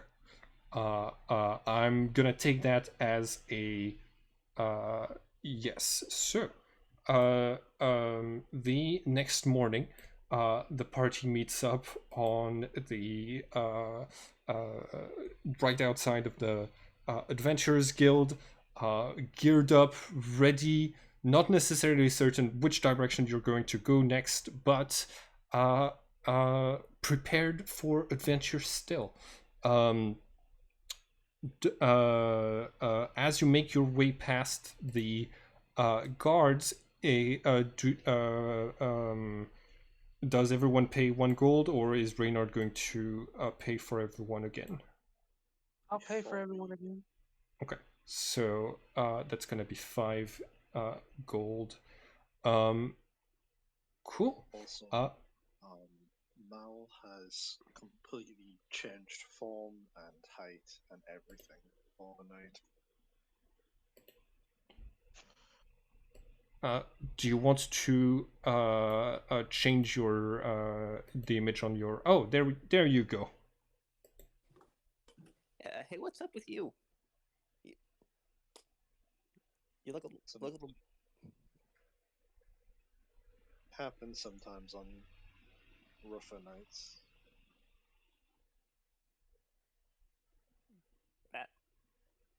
I'm only more confused, but Yeah, you and me both. well, I guess we're just gonna be confused together then. Cool. Let's go then. Okay. All right. Do we know the last known location of this person, or? Are you okay? So, are the last known location of let's see. The Board of Quests. There it is. Okay, if you are talking about Flit Tockley, then there isn't a last known place, but it does mention the Church of Baal as the like as the place where the murders happened, which might be a good place to start. The guild job on the other hand has a location that says 2 days south of Luskan along the coast. I And thought the Flint guy was the guild job. no, the guild job is just to retrieve magical items off of the bodies of the Fearless Five. Yep. Yeah, let's go down there then. All right. Can I get an intelligence roll from let's just say everyone. Actually, Dandamic, you weren't there for that interaction. Damn. Okay, I think Cleffy realized who the Fearless Five are. Yeah, the Fearless Five, the people that we spoke to in the bar, and also the one who tried to give me essentially honor now. Yes. They were pretty friendly with all of you. Yeah, they were super nice, and actually not trying to scam us. Oh no, are they might be dead. Oh no. Hope they're not dead. Be horrible. So yeah, Mal, you remember that team called themselves the Fearless Five. Hopefully we can find them and, at least save a few of them. Because they were genuinely nice, at least from what we know. All right. Okay. If that's if that out of the two jobs that you have right now, if that's the one you're focusing on, you are going to head out of Luskan. On your way out, there is there is another paywall. This one is just 1 copper piece to get out of the city walls. So please, everyone, take off 1 copper piece of your character sheets, and the area around Luskan is represented with this map. Cool. Can we take a little side journey and go to the Necromancer real quick? I have some stuff to drop off for him. Sure. All right. Cool. You you take a little detour to the Necromancer's tower. So Mal, I think the Necromancer just wants arms. So so it would be you would get 5 silver pieces. That's fine. Yeah, cool. All right. I don't think that Mal. I think that Mal goes up there and talks with the Necromancer alone. But yeah, afterwards your characters are going to head south. Ari, could you make a survival check as you guide the party through the wilderness? It's difficulty 10. Should be fine. Excellent. You get everyone from point A to point B safely on the first day. Everyone take 1 ration off of your character sheets as you settle down after the first day of traveling, make camp, and eat, basically. Is anybody missing rations, or does everybody have rations? I've got rations. Everyone else? Cool. Yeah, I'm good. All right. Afterwards, are we setting up? Two questions. First off, is there going to be? Are y'all going to take shifts guarding the camp that night? And Mal, are you building a palisade like your contract requires you to? I don't even know if I can build a palisade. I'll help. You know. Okay. So you can. Keep watch. I'll do both. Okay. Ari is I going am to keeping give you. watch. You're keeping watch? Got it. Ari is giving you the help action, Mal. Unfortunately, having like only one leg and one arm, and that being a recent development for your character, you're not yet used to moving large swaths of wood into a wooden wall. So that would give you a disadvantage. I'm gonna need you to make an athletics check. A flat one because of help. A flat one, but okay, cool. 16, excellent.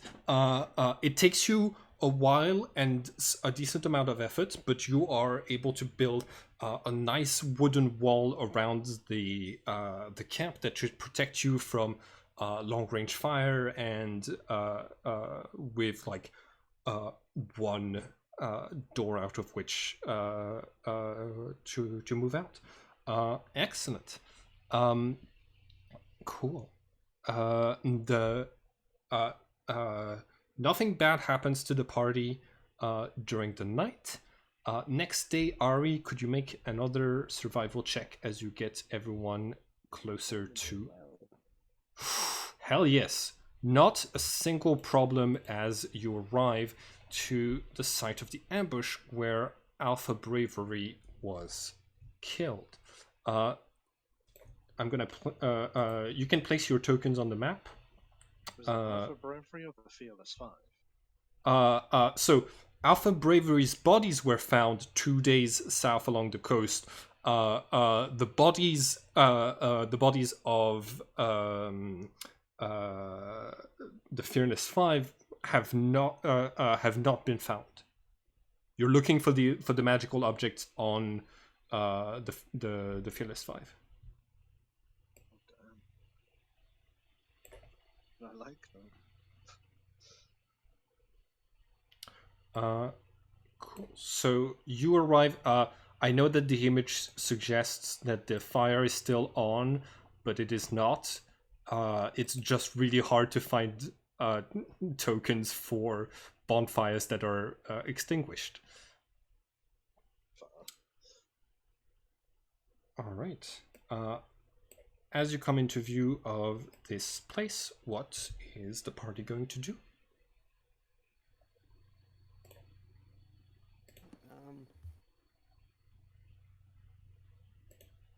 Do we see the bodies up ahead? Yeah, you do. Anyone know what to do with the body? I mean, we're supposed to take them back, right? I think they only wanted the magic items. Is this a cliff? They care about us. This is a cliff, Okay. yes. That's easier to understand. Okay, I'll try and search the bodies for magic artifacts. Okay. Make an investigation check.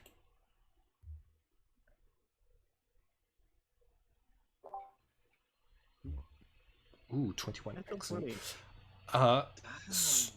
You look at this place. It seems like you look around. You find that there are less weapons than there are dead bodies.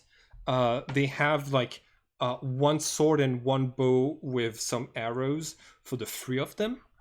None of what they have on, like, and some of them are missing their like one of them is missing their armor. It looks like the bodies had whatever magical items were on them taken off. Also, with your 21 investigation, you're going to see that this is the remains of a camp. There's a rectangle of grass that where a tent was set for a little bit of time. That you can still spot with holes around them for the thing. Whoever was here made camp and then left with the dead bodies behind like this. Are the bodies what seems to be like what killed them? Like, are they noticeably just like stabbed or burnt or or something? It seems slashing weapons and fire are the two causes of death, but with your 21 investigation, you know that it wasn't claws, or at least the claws of a small creature that did this, that did the slashing part. Wait, it wasn't Claws, small or it like- wasn't small? It's closer to swords or gigantic claws, not medium-sized claws. Right, so not like scorpion pinchy claws, but That's- actual like wolf claws and things. Yeah, but also like very possibly daggers, swords, axes. Almost, do you see any scorpion tracks? I feel like they would stand out over everything else. You do spot tracks heading west. Some of which look like the pincers and feet of a large insect. You don't. Your first instinct isn't giant scorpion, but it is a possibility. Okay, if I had to guess, it looks like whatever killed these guys killed them, and I think because the other group, the Fearless Five, went after like the same quest for them, so I think they've already been through here. So we want to follow these their tracks if they've left any. Sure. All right. I trust in your navigation skills when it comes to tracking. You've never led us wrong so far. So far. I mean, you did encounter the Well of Yuck. Yeah, Didn't but that we one were and tracking. almost fucking died. We were tracking Kyle, and Kyle did go past the well, so we didn't go in the wrong direction. That's true. That's true. Ari, We should never have stopped the well. Don't fuck with the well. Sunshine, do you you suggested giving those three bodies a proper burial? Do you take the time to do that and ask for the others to help when it looks like they're going to just follow the tracks? Yes, I do. All right, I'm gonna need an athletics check from you to like dig a large enough hole for the three of them, and then put them in there. It's gonna be a difficulty 16, and every attempt is going to take like 1 hour out of your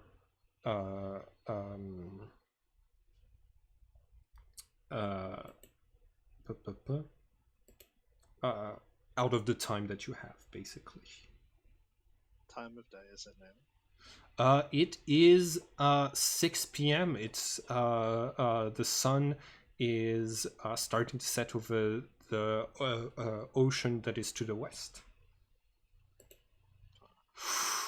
Nice. Okay. Sunshine digs like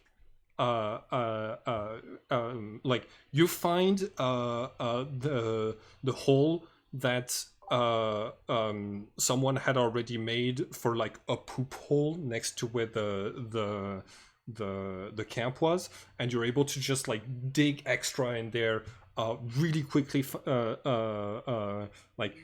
lay those three bodies, cleaning up the hole as well.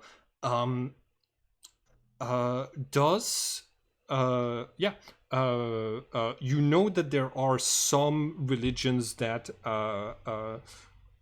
have words to speak in this moment, but you do you Sammy, what do you want to do? As the party cleric, when they're done burying the bodies, I'm going to stand over the grave and say a prayer for them. All right, excellent. I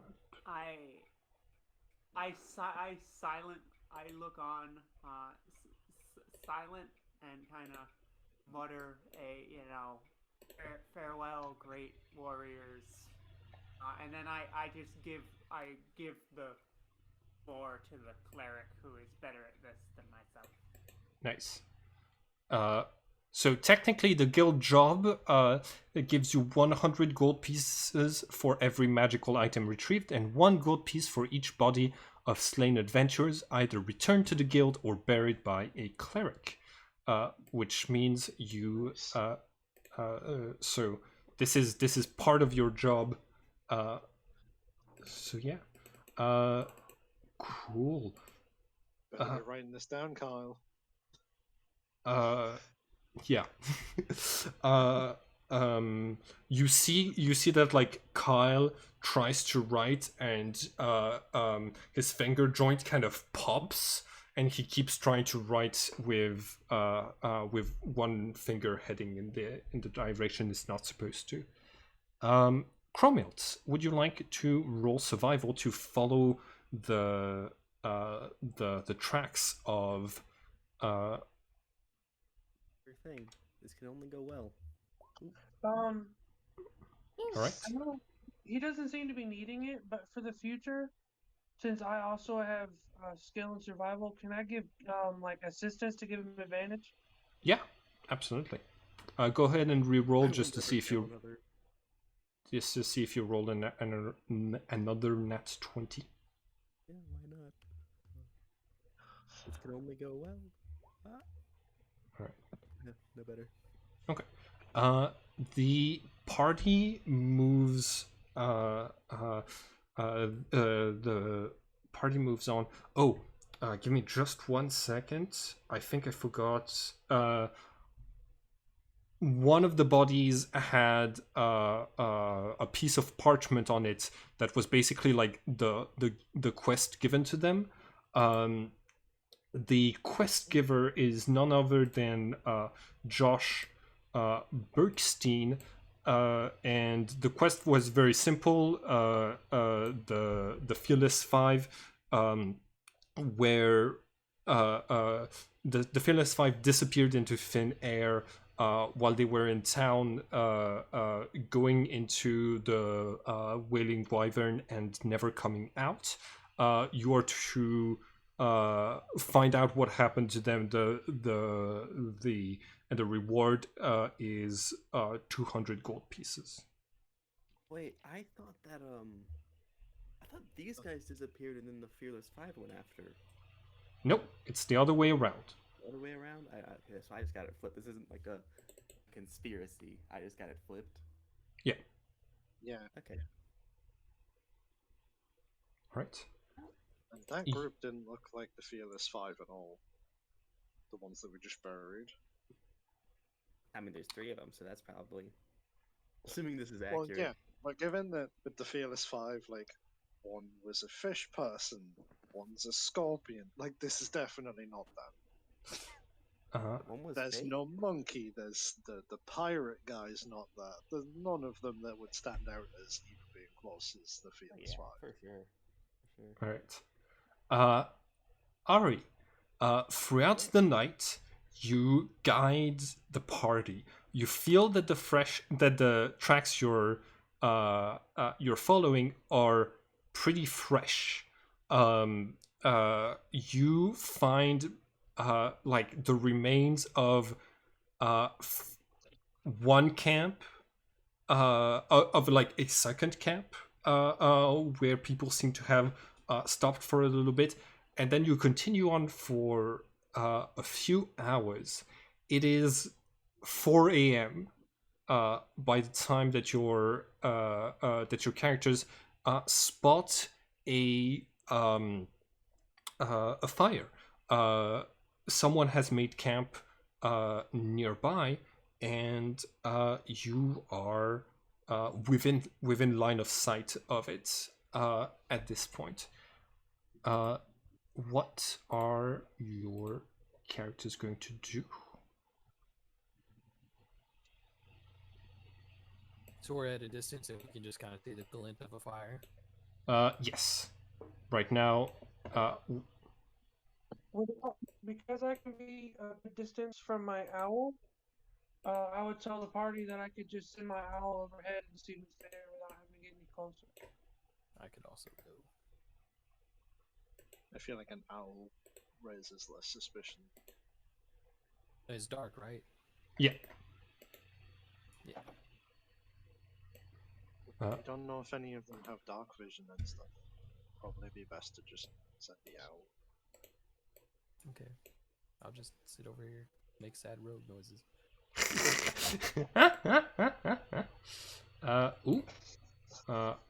Wrong layer. Give me 1 second, y'all. Cool. You send the owl ahead. The owl is scouts and is going to spot. Oh, hold on. Give me just 1 second. 4 people around the campfire, who are cooking something, and who match the description of 4 of the who match the memory that you have, Reynard, of 4 of the 5 of the Fearless 5. Who's missing?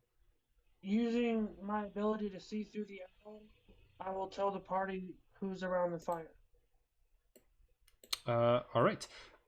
So the ones around the fire are Scorpius is missing, basically.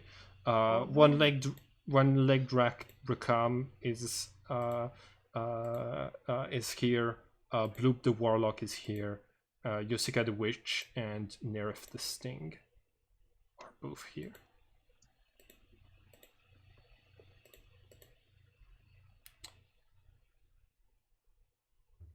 What do you do?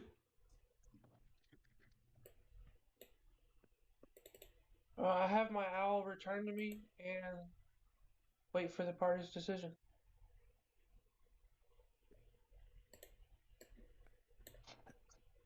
They look okay? Are they like...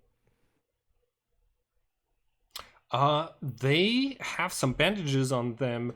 It looks like they were hurt in a fight.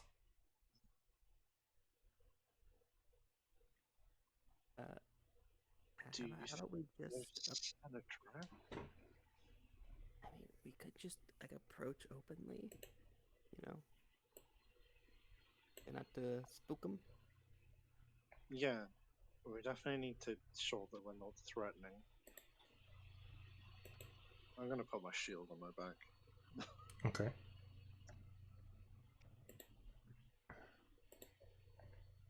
Oh, damn it. Okay. If they look injured, I can offer to heal them. Yeah. Yeah, You start to like walk over, and you hear movement in nearby bushes behind you. Unfortunately, I did not roll very well, but Scorpius the druid, quote unquote, is is trying to basically like flank your party before you make your way there. It seems Scorpius was roaming around the camp. So I absolutely failed my my stealth check. Dandamic, could you roll? Yes, thank you. And Scorpius's passive perception is 9, so you are fully stealthed. Scorpius does not see you coming.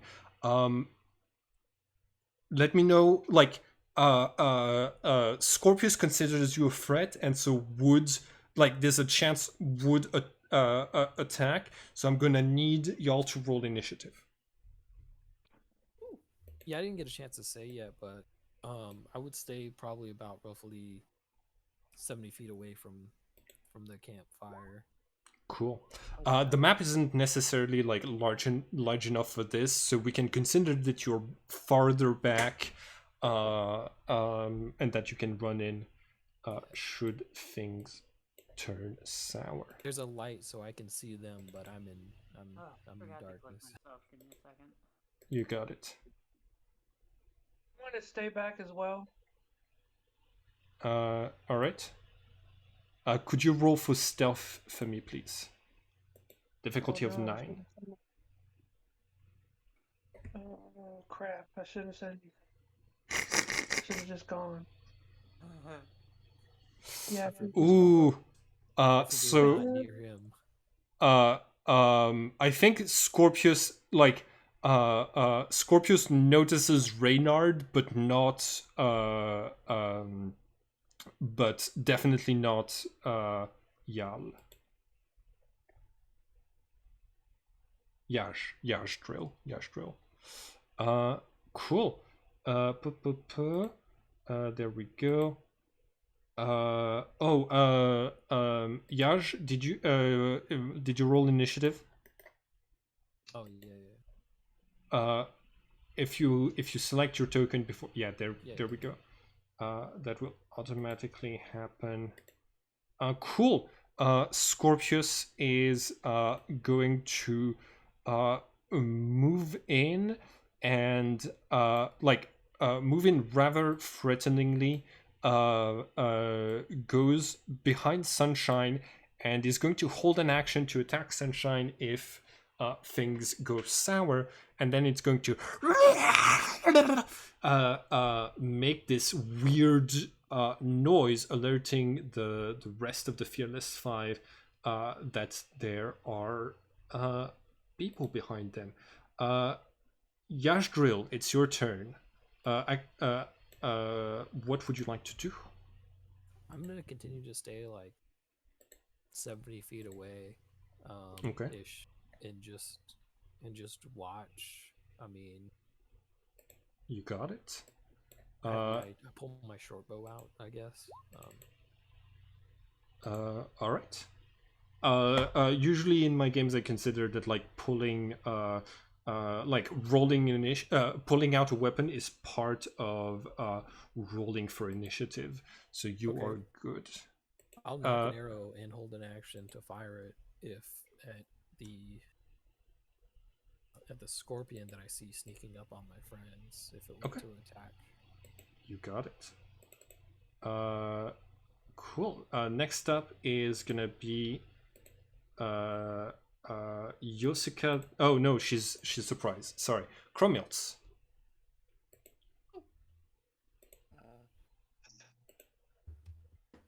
I am just going to What the- I don't think I'm gonna get out of range of anybody. I'm gonna stay right where I am. Okay. Do they look like they're about to attack us, or they just? I'm surprised like, they look not like they're surprised by your arrival. They're not like they're rolling for initiative, but they're not going to act this turn because you were sneaking up on them, and Yeah, I'll just. Hey, Fearless Five. We're here from the guild. You know, are you guys okay? Need help? you hear Yosika say, "Oh yeah, we're fine," and Nerif is going to interrupt, saying, "Are you guys here? Are you guys here to kill us too? What? I don't know. No? No. What? We're here to get you. We're here to recover you guys.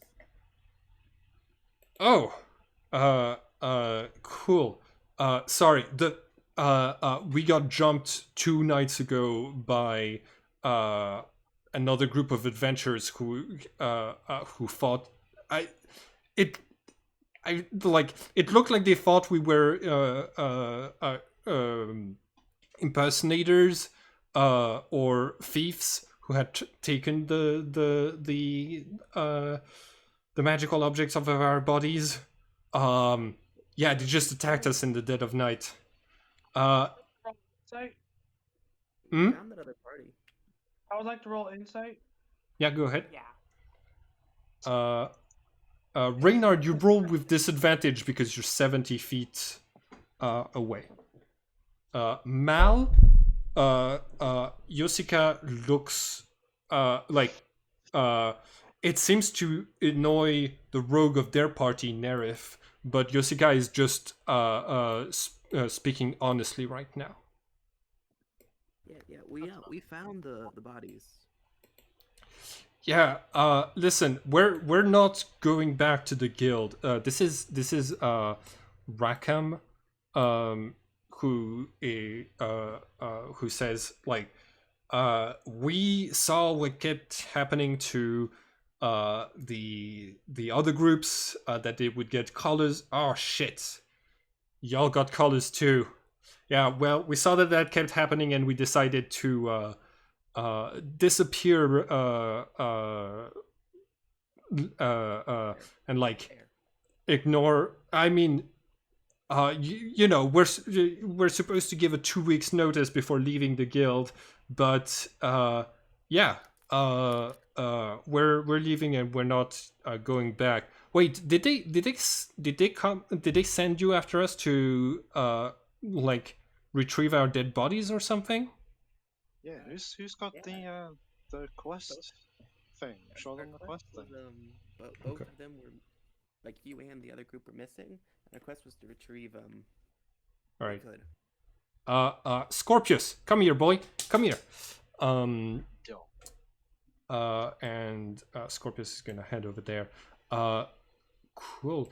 Rackham looks at this and says, "What? Oh, come on! We found those magical items on our quests just because the guild says that it's supposed to be theirs when we find it under their employment. And this is bullshit. I'm sorry. We found those items, the magical items that they want you to retrieve. I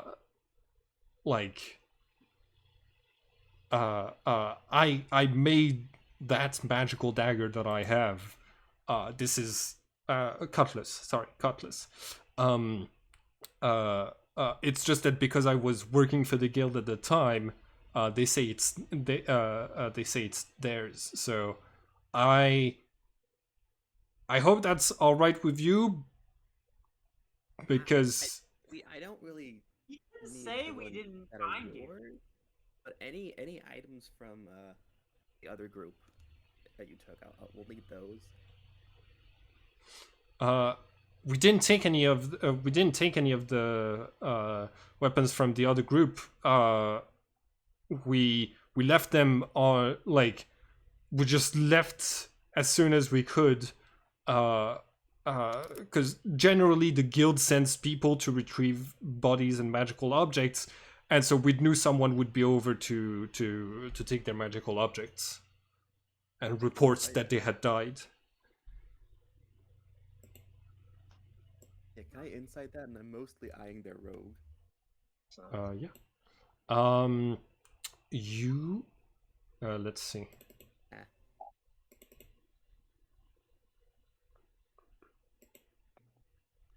The rogue looks innocent to you. that's right. I don't overly care either way. Just Those wanted to see bodies if they were were being looted. straight this time. Are there like any bandit groups or something nearby that could have Probably. Yes. Oh, that would be perfect. You could blame it on like just say that we're dead and blame it on another group. Well, no, I'm asking because I need to know where that stuff went. Like, is there like a bandit group or something that's nearby that could have been the ones that looted, or is it just like there's a good chance that like a different quest has been given to a group to retrieve those objects. Hey, you mind if we just share the camp tonight? Like, we've got our own stuff. Could we just build on to the side of yours? So like Rackham is going to say absolutely, and Nerif is going to say absolutely not at about the same time. Nerif watches the Brainard is coming out of the bushes. Cool. Nerif says, "Listen, it's not that it's not that we don't trust you. It's just that you took on a job to try to retrieve magical items from us, and we're supposed to be dead. So this is very would you mind setting up camp like just over there?"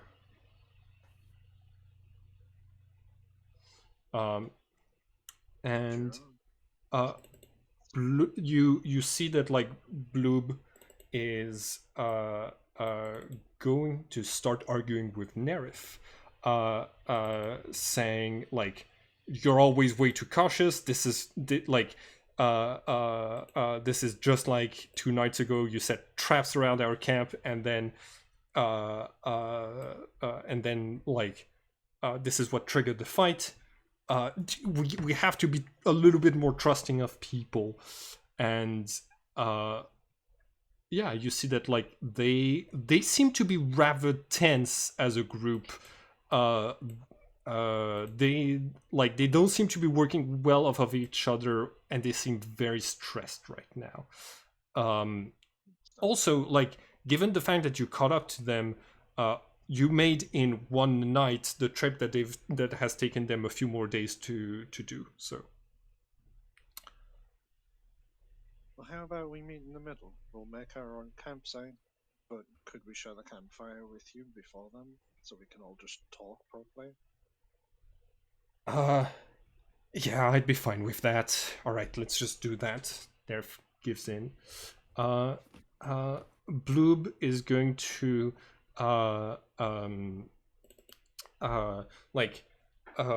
heads back over to the campfire and is going to say, do you want some of our food? I caught some fish."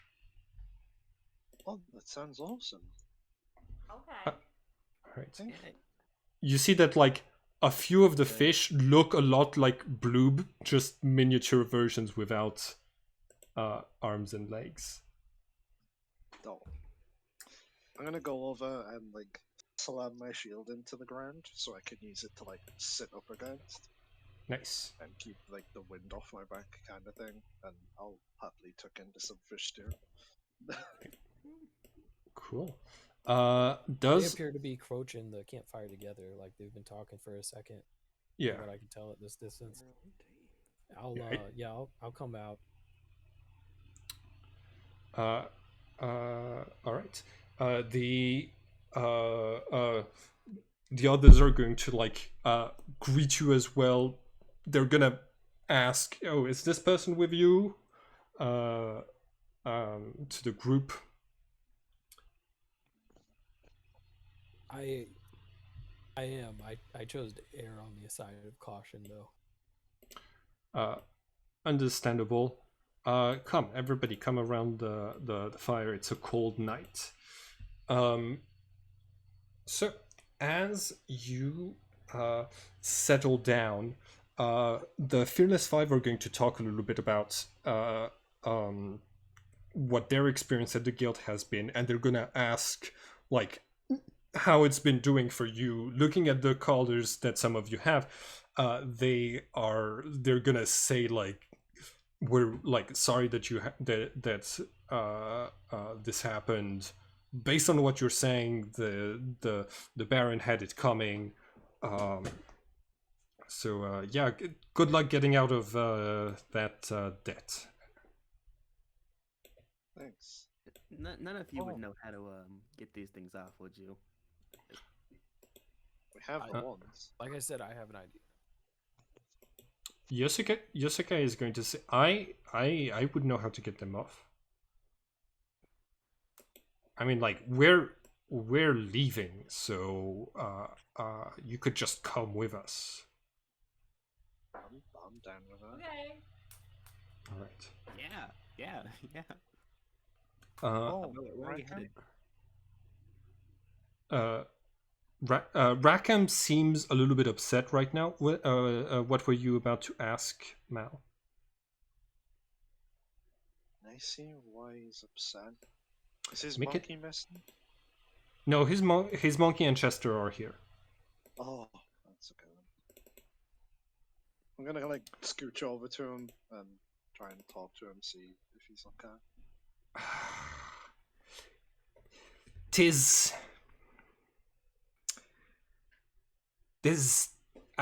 There's a problem, right? Yeah. I studied to be an engineer, and I have to look at solutions to problems that actually solve the problems. Us living, it's good for us, yes, but we're leaving so many adventures behind that have those colors too, and I just keep thinking. When I studied at the magical college, I delved into some of the more forbidden subjects that you're not allowed to. You know how it is. Anyways, I studied this forbidden science called social science, and there was a lot of theorizing about what could be done to make the world a fairer place. And one suggestion by a philosopher named Kropotkin was to get all of the workers under one employer to work together and to negotiate for better pay and better working conditions. And I wanted to try to do that, but I just never had time. Well, if it helps, you have time now. And honestly, I'm under the same But idea. but I can't. But we're leaving, so we don't have an employer anymore. And they're gonna keep sending people after our magical items, and after yours if you have any, or if your bodies need, or if they think your bodies need to be buried.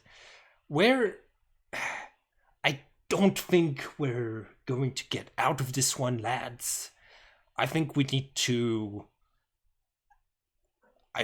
gonna be on the run forever if we do that, and that's not gonna be fun.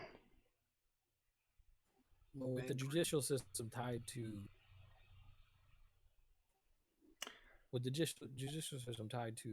the guild, then certainly there's not much you can do besides to overthrow the entire system. Aye, but it's possible to overthrow things without being violent. That's what unionizing the workers is for. But there's a lot of theory about it, and in practice it hasn't been done much yet.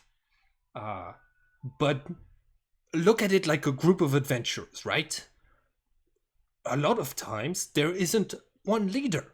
There isn't even two leaders. Most of times people talk it out and find a solution together. a union is just the same thing but larger, and then everybody says, "Hey, we want to be paid better." The guild itself seems to be majorly based on information is key. Who needs jobs done, when and where, and then attach accounting to that as far as handling payments. And then that's all you would have to do. Are there no laws against starting a second guild? Starting a second guild would be difficult because Sir Regina Esquire III secured for the guild the exclusive rights of the kingdom to operate a mercenaries guild, basically. So the king just said the guild will take care of this, and so unless you have favors with the local ruler, I don't think that's gonna happen. Then there's no hope besides overthrowing the system. Aye. We should be able to unionize. They can't boss an entire guild around with the few people that they have in higher ups if we band together. Aye, that is correct. A thought. Yes. So,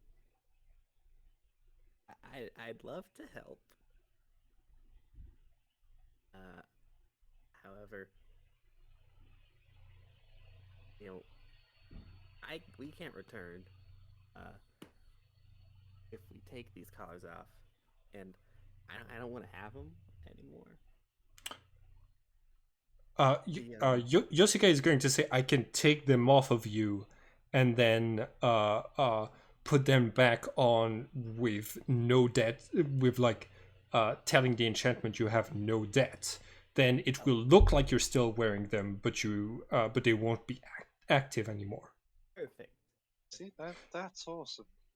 There's one problem: the magical explosion that happens if you try to remove them will be active anyways.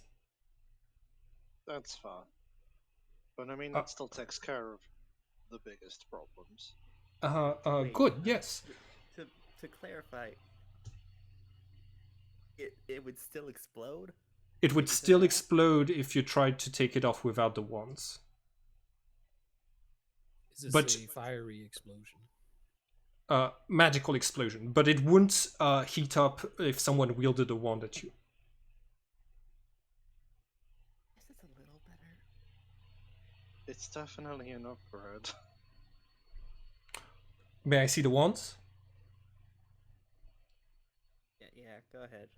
Okay, Kyle is going to hand over the wands, and Yosuke is going to, one by one, flick her wrist, and you're all going to hear a click as your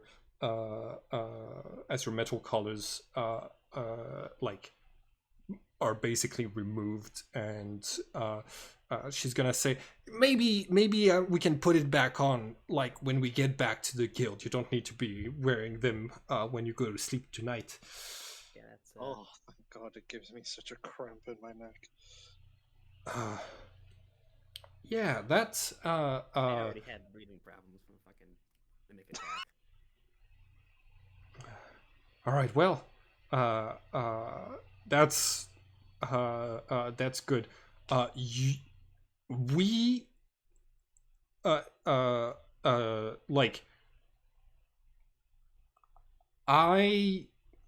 also have a lot of student loans debt from studying to become a wizard, which means if we can make this work and get paid correctly by the guild, then I'm down, because it's gonna be the only way for me to ever get away from that debt. And so I'm in. And you hear Bloob say, I have 5 kids to feed and a warlock patron that I need to make sure stays happy with me. I also can't do that with just. I mean, we haven't found anyone to give us an adventurer's job while we were just staying in Luskan. I think the guild might be the best way to make some money fast if we can make this thing work. So I'm in. There's like a lot of eyes converge to Scorpius, and Scorpius, as always, is just a big scorpion and is not really paying attention to the conversation. The eyes move to Nerif, and Nerif is going to say, I think all of you are just out of your minds and that you're going to get yourselves killed. I mean, running could get you killed too. Another thought, if you're not stuck in the whole adventuring business, I mean, I don't think there's anything stopping you from unionizing as a bandit. But banditry requires us to attack innocent people. I'd rather be just adventuring so far now, like based on what I've been doing, like I'm not seeing much of a difference, to be honest. Yes, but at least you have the legal protection of the guild when you're doing when you're working for them. As a bandit, you don't have that. So who keeps the king in power if the guild truly holds the power over the judicial system? The guild just has a lot of ties with the city guards and the prison system that exists in Luskan. They get anyone who goes to prison who could be an adventurer. They offer them to bail them out in exchange for wearing those colors. The king is just in place because he's the king. Who creates laws? The king. King creates laws solely? Yeah.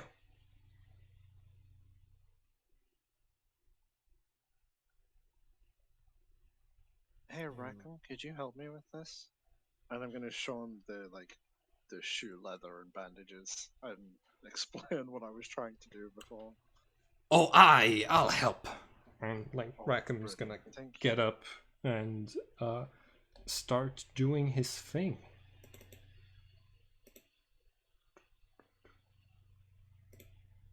Oh no, not initiative.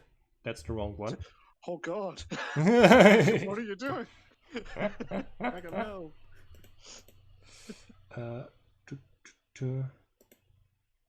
23. Yeah. You see that he makes this out of the pieces of leather that you have. He makes an elaborate glove for your tail that is comfortable and protects you pretty well. You see that by the will be adjusted to shape because obviously my tail changes when I do. I was also that's why I put the belt there so you can adjust the size. If I had more materials, I would add a little bit of a metal frame to reinforce your legs so you don't have to put reinforce your tail so you don't have to put as much weight on it. But alas, we are low on supplies. Very fun. That is good to know, because if we're going back to do this, I will definitely be trying to get that upgrade, and I'll buy the materials for it.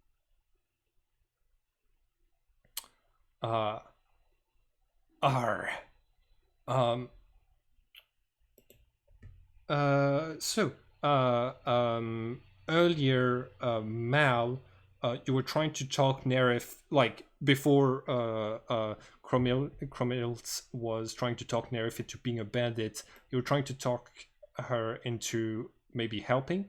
I would like for you to make a persuasion check. Oh crap. Yeesh. Is anyone helping Mal?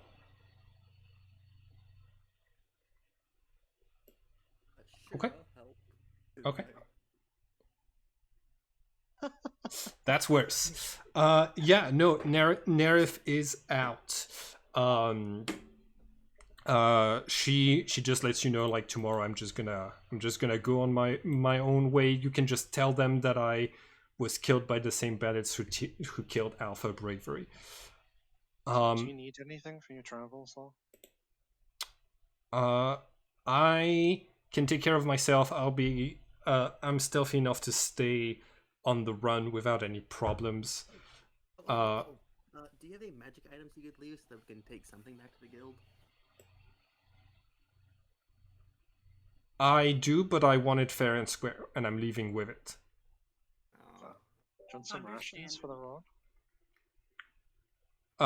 Are you asking for rations or offering rations? Offering rations. I would like one, please. Yeah, of course. I'll throw 2. Okay. She's gonna put 2 rations in her bag. Yeah.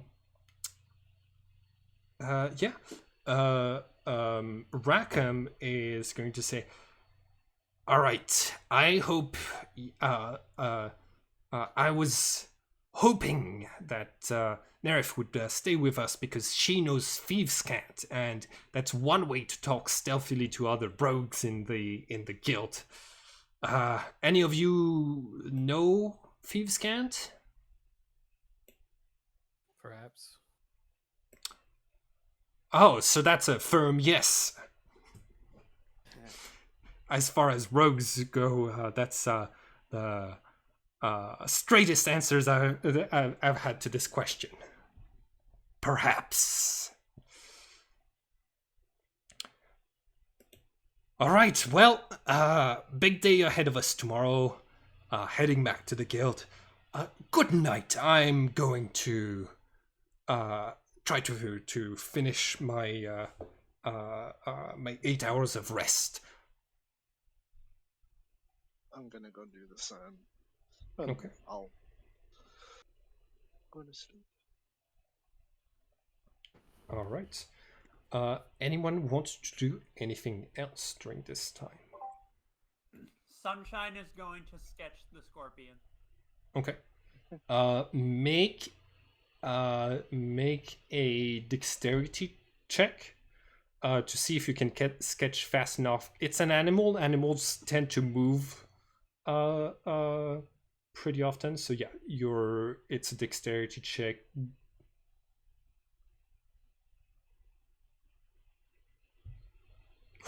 Nice. This you like not only do you do like a good drawing,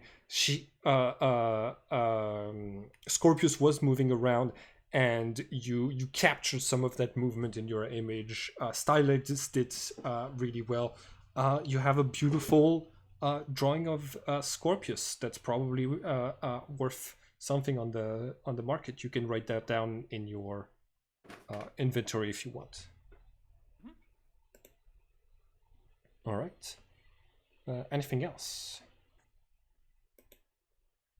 Nah. Okay. All right. The evening. The evening passes. It was near the sunrise already. The Fearless Five are going to let you sleep 8 hours.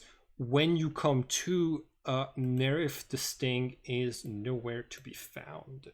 But the rest of the party is still here. Yeah.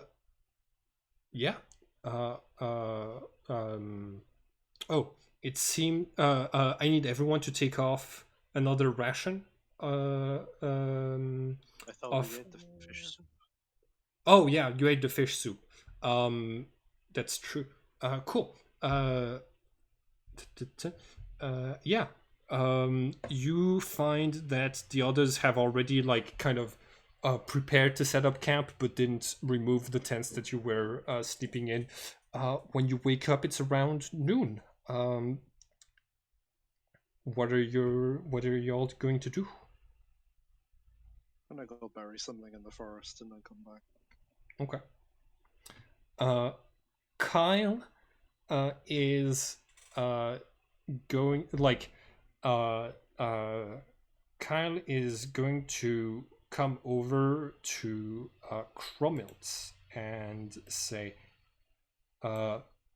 hey, Cromilts.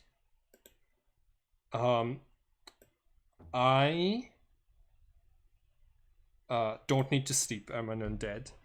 I was trying to think of ways that you could solve the problems that you have with the guild normally, and I talked with Rackham a little bit, and I realized that I don't think there's a good, easy way. I mean, there like maybe unionizing is going to work, but that sounds hard, and you're gonna need to get everyone, all of the other adventurers, to be on board. Yeah. I couldn't think of any alternatives, and I think I understand why you couldn't see any alternatives when we went on our first quest, and I'm sorry. Holy shit. Oh, dang. Well, neat.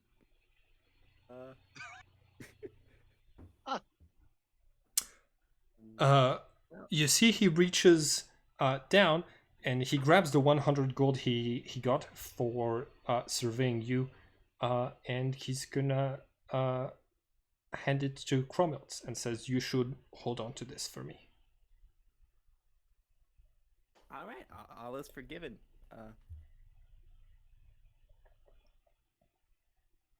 You're a lot cooler as a zombie, you know.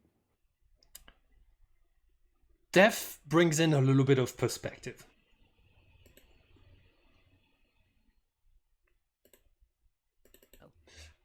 All right, Rackham, all of you eat a hearty breakfast as Scorpius and Yosika hunted something for your characters, and you are able to set off. Returning to the guild, yes? I'm gonna drop something off at the necromancer on the way back. Okay, got it.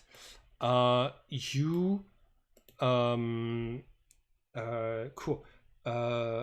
Cromwells, make a survival check. I think still difficulty 12 to get the whole party. Go well.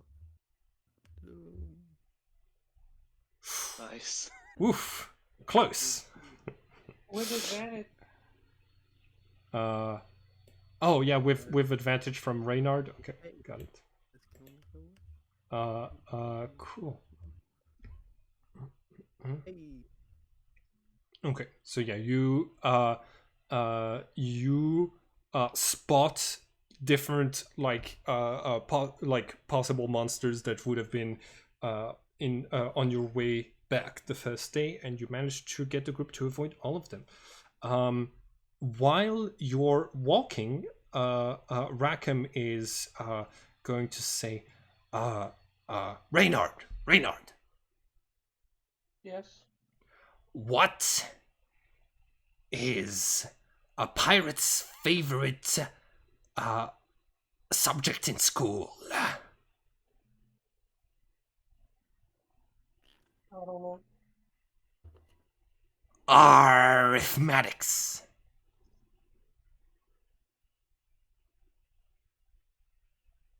Okay. What is a pirate? Hold on, give me 1 second.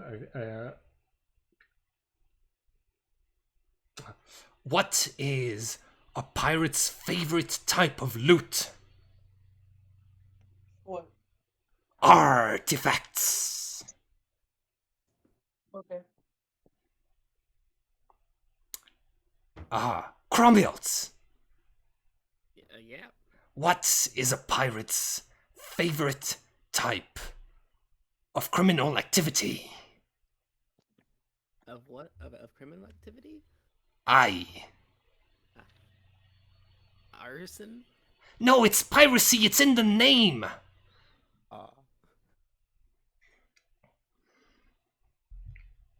I like mine more. Cool. Sorry about this. I've been waiting to play this character for a week, and I was excited to do some stupid pirate jokes. All right, me. I'm just playing a grumpy old man, so. Got it. Yeah. He just picked like the roughest two people in the group as an audience. Yeah, to try to lighten them up a little bit. Cool. I would like a group make a group perception check to keep an eye out that night. Also, on your way back, Mal, do you remember the spot where you camped the previous time? You set up a sort of like wooden wall, a palisade, yes? Yeah. Okay. The structure is still there. It just now has scaffolding around it and the structure of a roof being built and a sign that says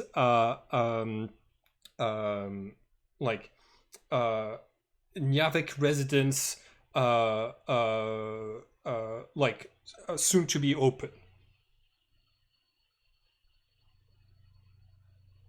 As in for rent? Yeah. And the last part of the sign says property of the Guild of Adventurers. Oh my. I'm just gonna look at Rackham like this needs dealing with as well. Aye, they get barbarians and fighters to build the basic structures of homes for them. I mean, that would be fair if they were like giving them to people. But I'm gonna give this as like a blanket statement, like an ask for all of you. Whenever we get to the point where you think I wouldn't be ruining all of our plans by killing all of them, just tell me. Okay. But the minute it's like not that wouldn't be a bad thing to do, just tell me and I'm gonna do it. Yoshika is going to say, all right, well, we want to get the other adventures on our side before we do that. Yeah. Okay. All right. Add being landlords to the fucking list of bullshit crimes that they do. Yes. All right. You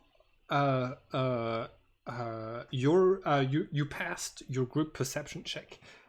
As the night goes on, Reynard, you are you're taking care of your shift. You're the only one of your team awake. When you hear the sound of like thousands of balls rolling downhill, getting closer and closer. That's a specific sound. Yeah. Is that because of the 21? Yes, that's because you rolled a 21. That's the owl. Cool. The owl is from above going to see that there is a something on the prowl around here that is heading towards your camp. it'll let out a noise. So we can close it. What? The fuck is that? It's an elemental of ball bearings. That's The a owl is sentient gonna make a noise person to wake from the us up. Matrix. That's not good. That's not good for. All right. I need everyone to roll initiative. Oh no. We're gonna keep using the same map, and for convenience's sake, we're gonna say that the members of the Fearless Five are fighting another one of the another elemental of ball bearings to the side. Cool. And Outside of initiative, can I? I'm gonna use my Eldritch Invocation to cast Mage Armor on myself. I can cast it at will. Okay. Oh, my armor class is 15. You got it. You have about you have a turn before this thing arrives to cast things like this, and you see it coming from afar. So this this is what it looks like, and I'm gonna flip your characters around and activate the battle music. So I have time to hide. Make a stealth check, please. Okay.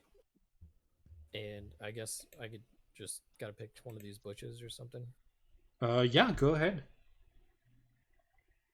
Yeah, for sure you can hide there. Go ahead and make a stealth check. 17, hell yes. Yeah, the elemental does not spot you. Like, it will be surprised if you manage to get to it without it noticing you. Cool. Did I roll initiative for the elemental? Not yet.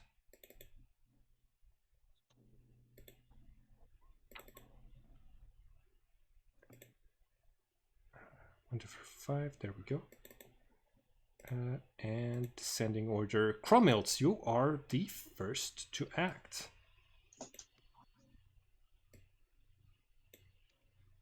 Okay.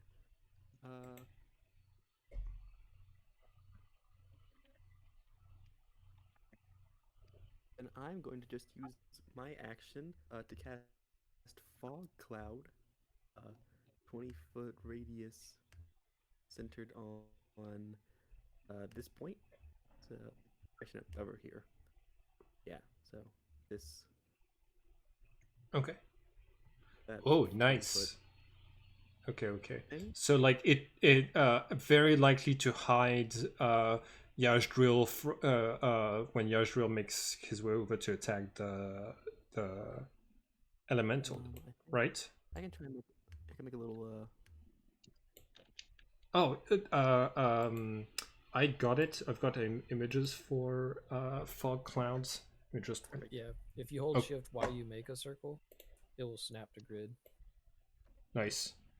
Is it a 10? It's 20-foot radius. Okay. So starting here and this distance. Very big.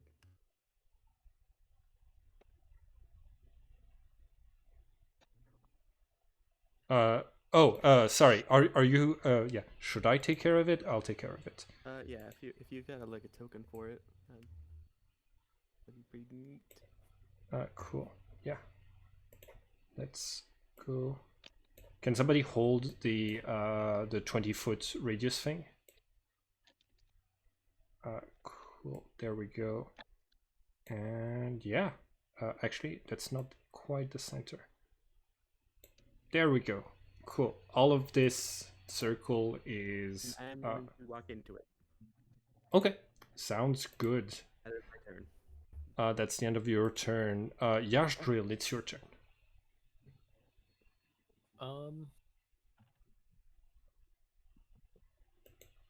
Probably gonna move 30 feet ahead.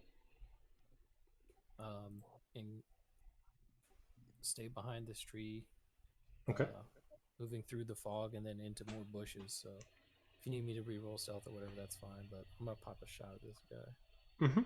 You do so with advantage thanks to the fog cloud. So go ahead and roll against a passive perception of 6. I'm actually gonna hold action for him. Okay. When he gets to the edge of the where I Of would what be you able can to see? because of the fog cloud. Yeah. So when he Got it. rushes my party, I'll shoot him. Got it. You got it. Cool. Sunshine. It is your turn.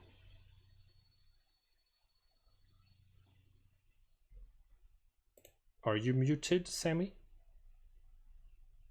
I think you're muted in Roll20. Yeah.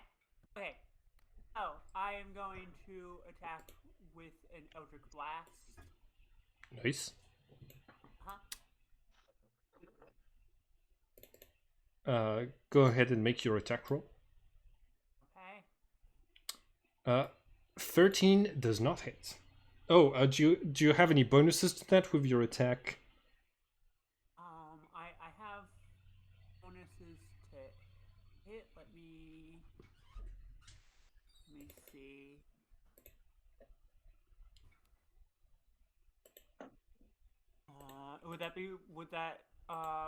My That would be your charisma? that would be your spell attack bonus that's on the spell page right here.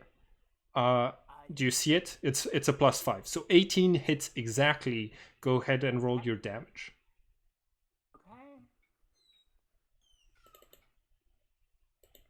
And that'll be +3 with my Eldritch Invocation. Hell yes. Okay. Go ahead and make 1d10 +3.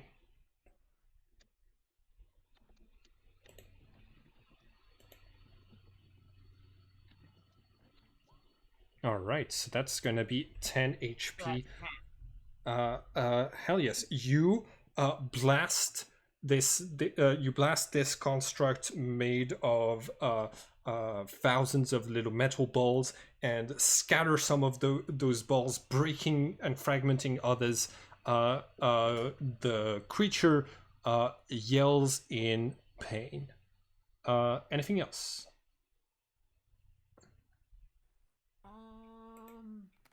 No, I think I'm good. No, that's it.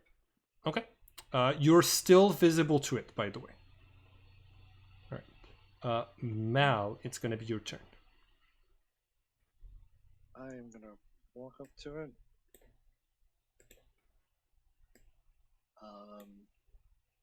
And I think what I'm going to do is I'm essentially going to slam my shield down in front of me as essentially taking the dodge action. Nice. And just tell it to leave. Cool. Make an intimidation check and a dexterity saving throw.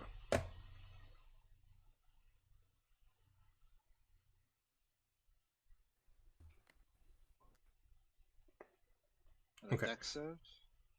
Dex save. Oh, you missed by 1. You fall prone for at the end of your turn. Cool. All right. It does not seem to back off, especially since it has you right where it wants to. Reynard, it's your turn. I am going to move here. Okay. Move here. away. You got it. 20 feet. My owl is going to stay where it is. Okay. And I'm going to cast Guiding Bolt, which has 120-foot range. Excellent. Go ahead and cast. What sort of damage does Guiding Bolt do? Radiant? False, isn't it? Yeah, it's radiant. Oh. Okay. Yeah, go ahead and make your attack.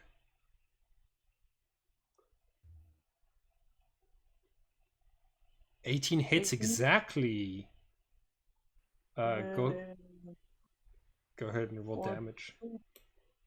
Oh, by the way, you can just Oh, you didn't program it in. Never mind. Program what in? Oh, you can program your specific attacks into the central bar of your first character sheet so that you can immediately roll for damage. It makes things slightly faster, but like it's not a requirement. Cool. 14. You said radiant damage. Yes.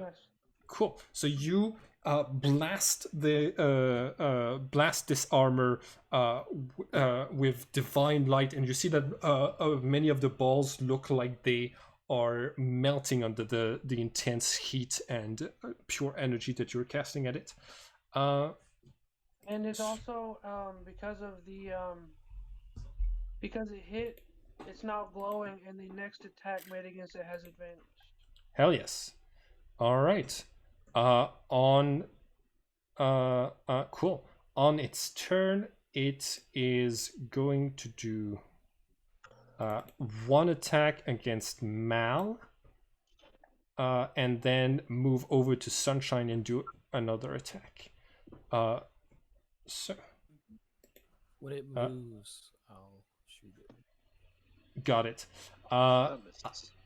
That misses, even with the advantage from you being knocked down, and then it moves over to Sunshine and makes an attack without advantage. Wouldn't I get an attackable? Yes, you would. I'm gonna say you're at a disadvantage because you're prone, but you do. Gosh, I rolled so poorly. Hot damn. Okay.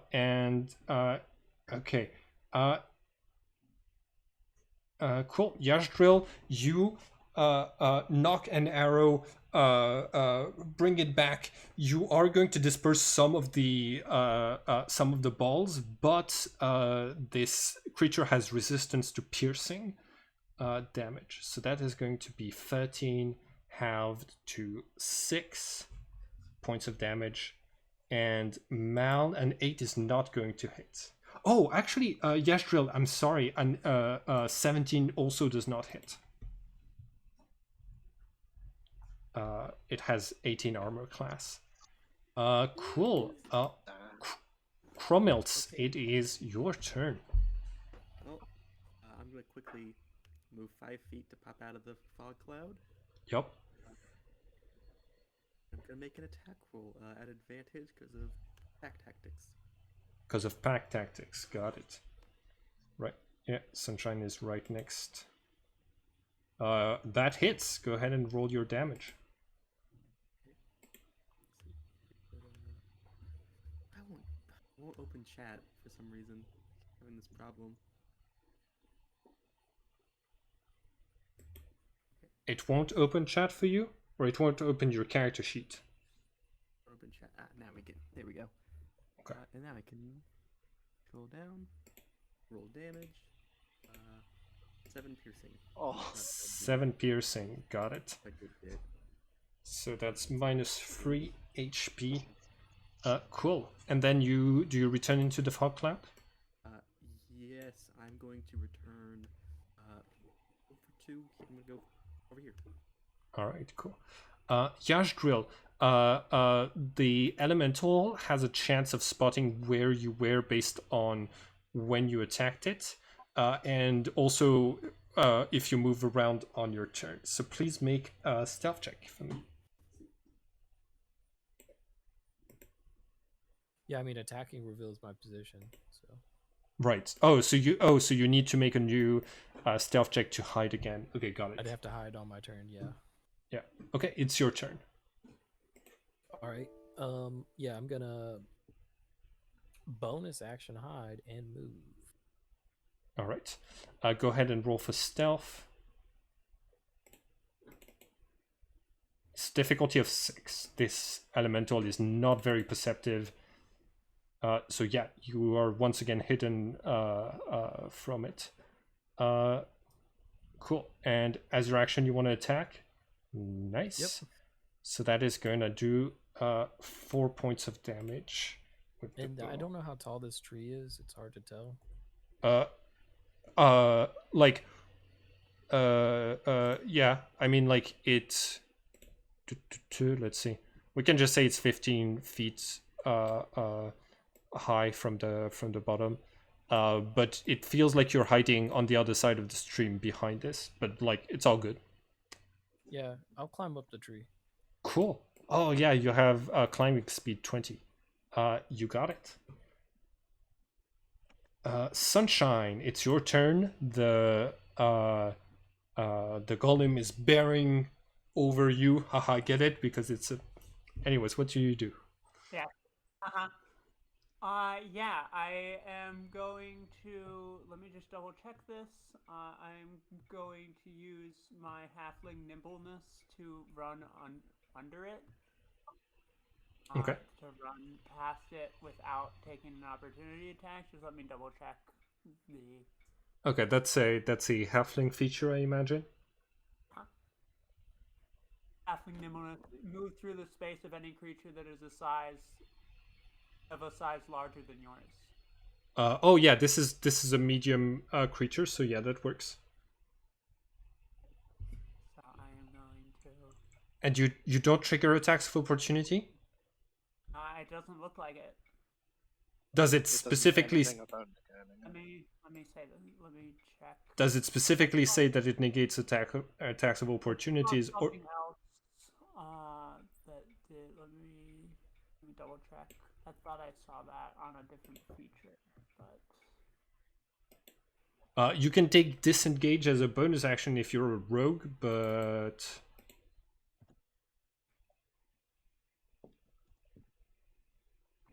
halfling nimbleness. Yeah,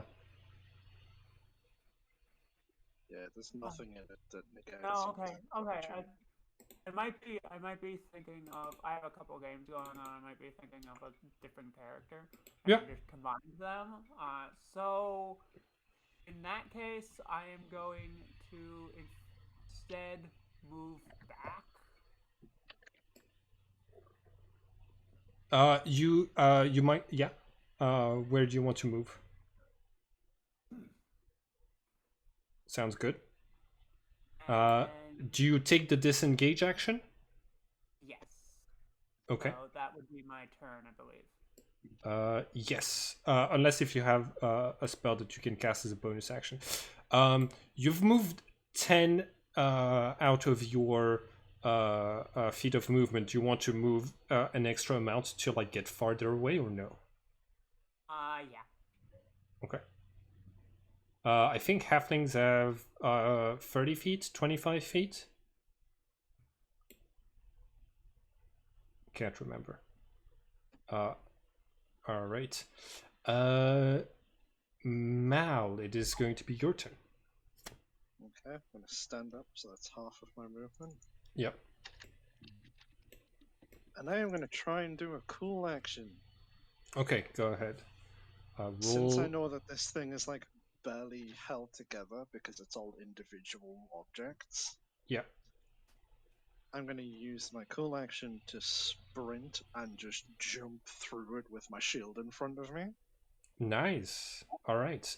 Go ahead and roll your attack with your cool action dice.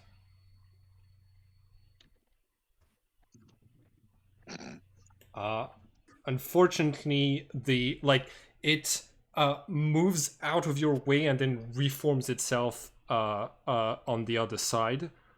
So we're gonna say that you moved to here because you had 15 feet of movement left. No, here it would be 20 feet.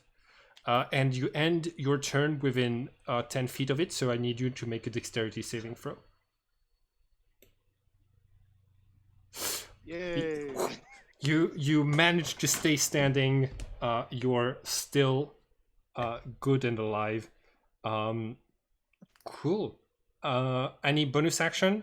Are you getting? Is this fight infuriating, Mal? I am perfectly fine and calm. Okay, got it. Reynard, it is your turn.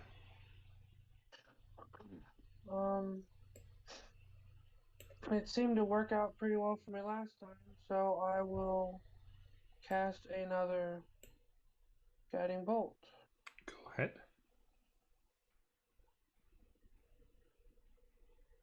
Ooh, and you blow the rest of the elemental apart. It is dead and vanquished. We're out of initiative. I'm gonna give everyone some experience points. As far as loot goes, you have a lot of ball of bearings on the floor, enough for each character in the party to have one bag of ball bearings. Also, I was wrong the first time. They do a 10-foot by 10-foot cube, so they do an interesting amount of space to make enemies fall. Hell yes. How much experience points do we get? Experience point, I'm let's see, looking at it. It is cool. So a party of 5 characters. I'm gonna say everybody gets everybody gets 60 experience points. I think we were at 440, so that brings everyone to 500 experience points. Did we get any for the wizard and Kyle in the between sessions? We did kill Kyle. Did we get any experience points for dealing with the wizard, the necromancer? You didn't kill the necromancer. You didn't infect the necromancer. I'm gonna. I didn't know if you dealt with XP for roleplay or not. Oh, God damn it! I love the milestone system so much. It's just that I'm trying. Yeah. Let's see. I'm gonna say that we're going to say that everyone is at 520 for the roleplay that you did with the Fearless 5, with one another and stuff like this. I think you cut out, or at least you cut out. Yeah. I only got the last like 2 words you said. You got everybody got God damn it, 520 XP. For all of the roleplay that you did with the Fearless 5, with this the fight against Kyle and things like this. Does that mean that we're level 3? Let me check.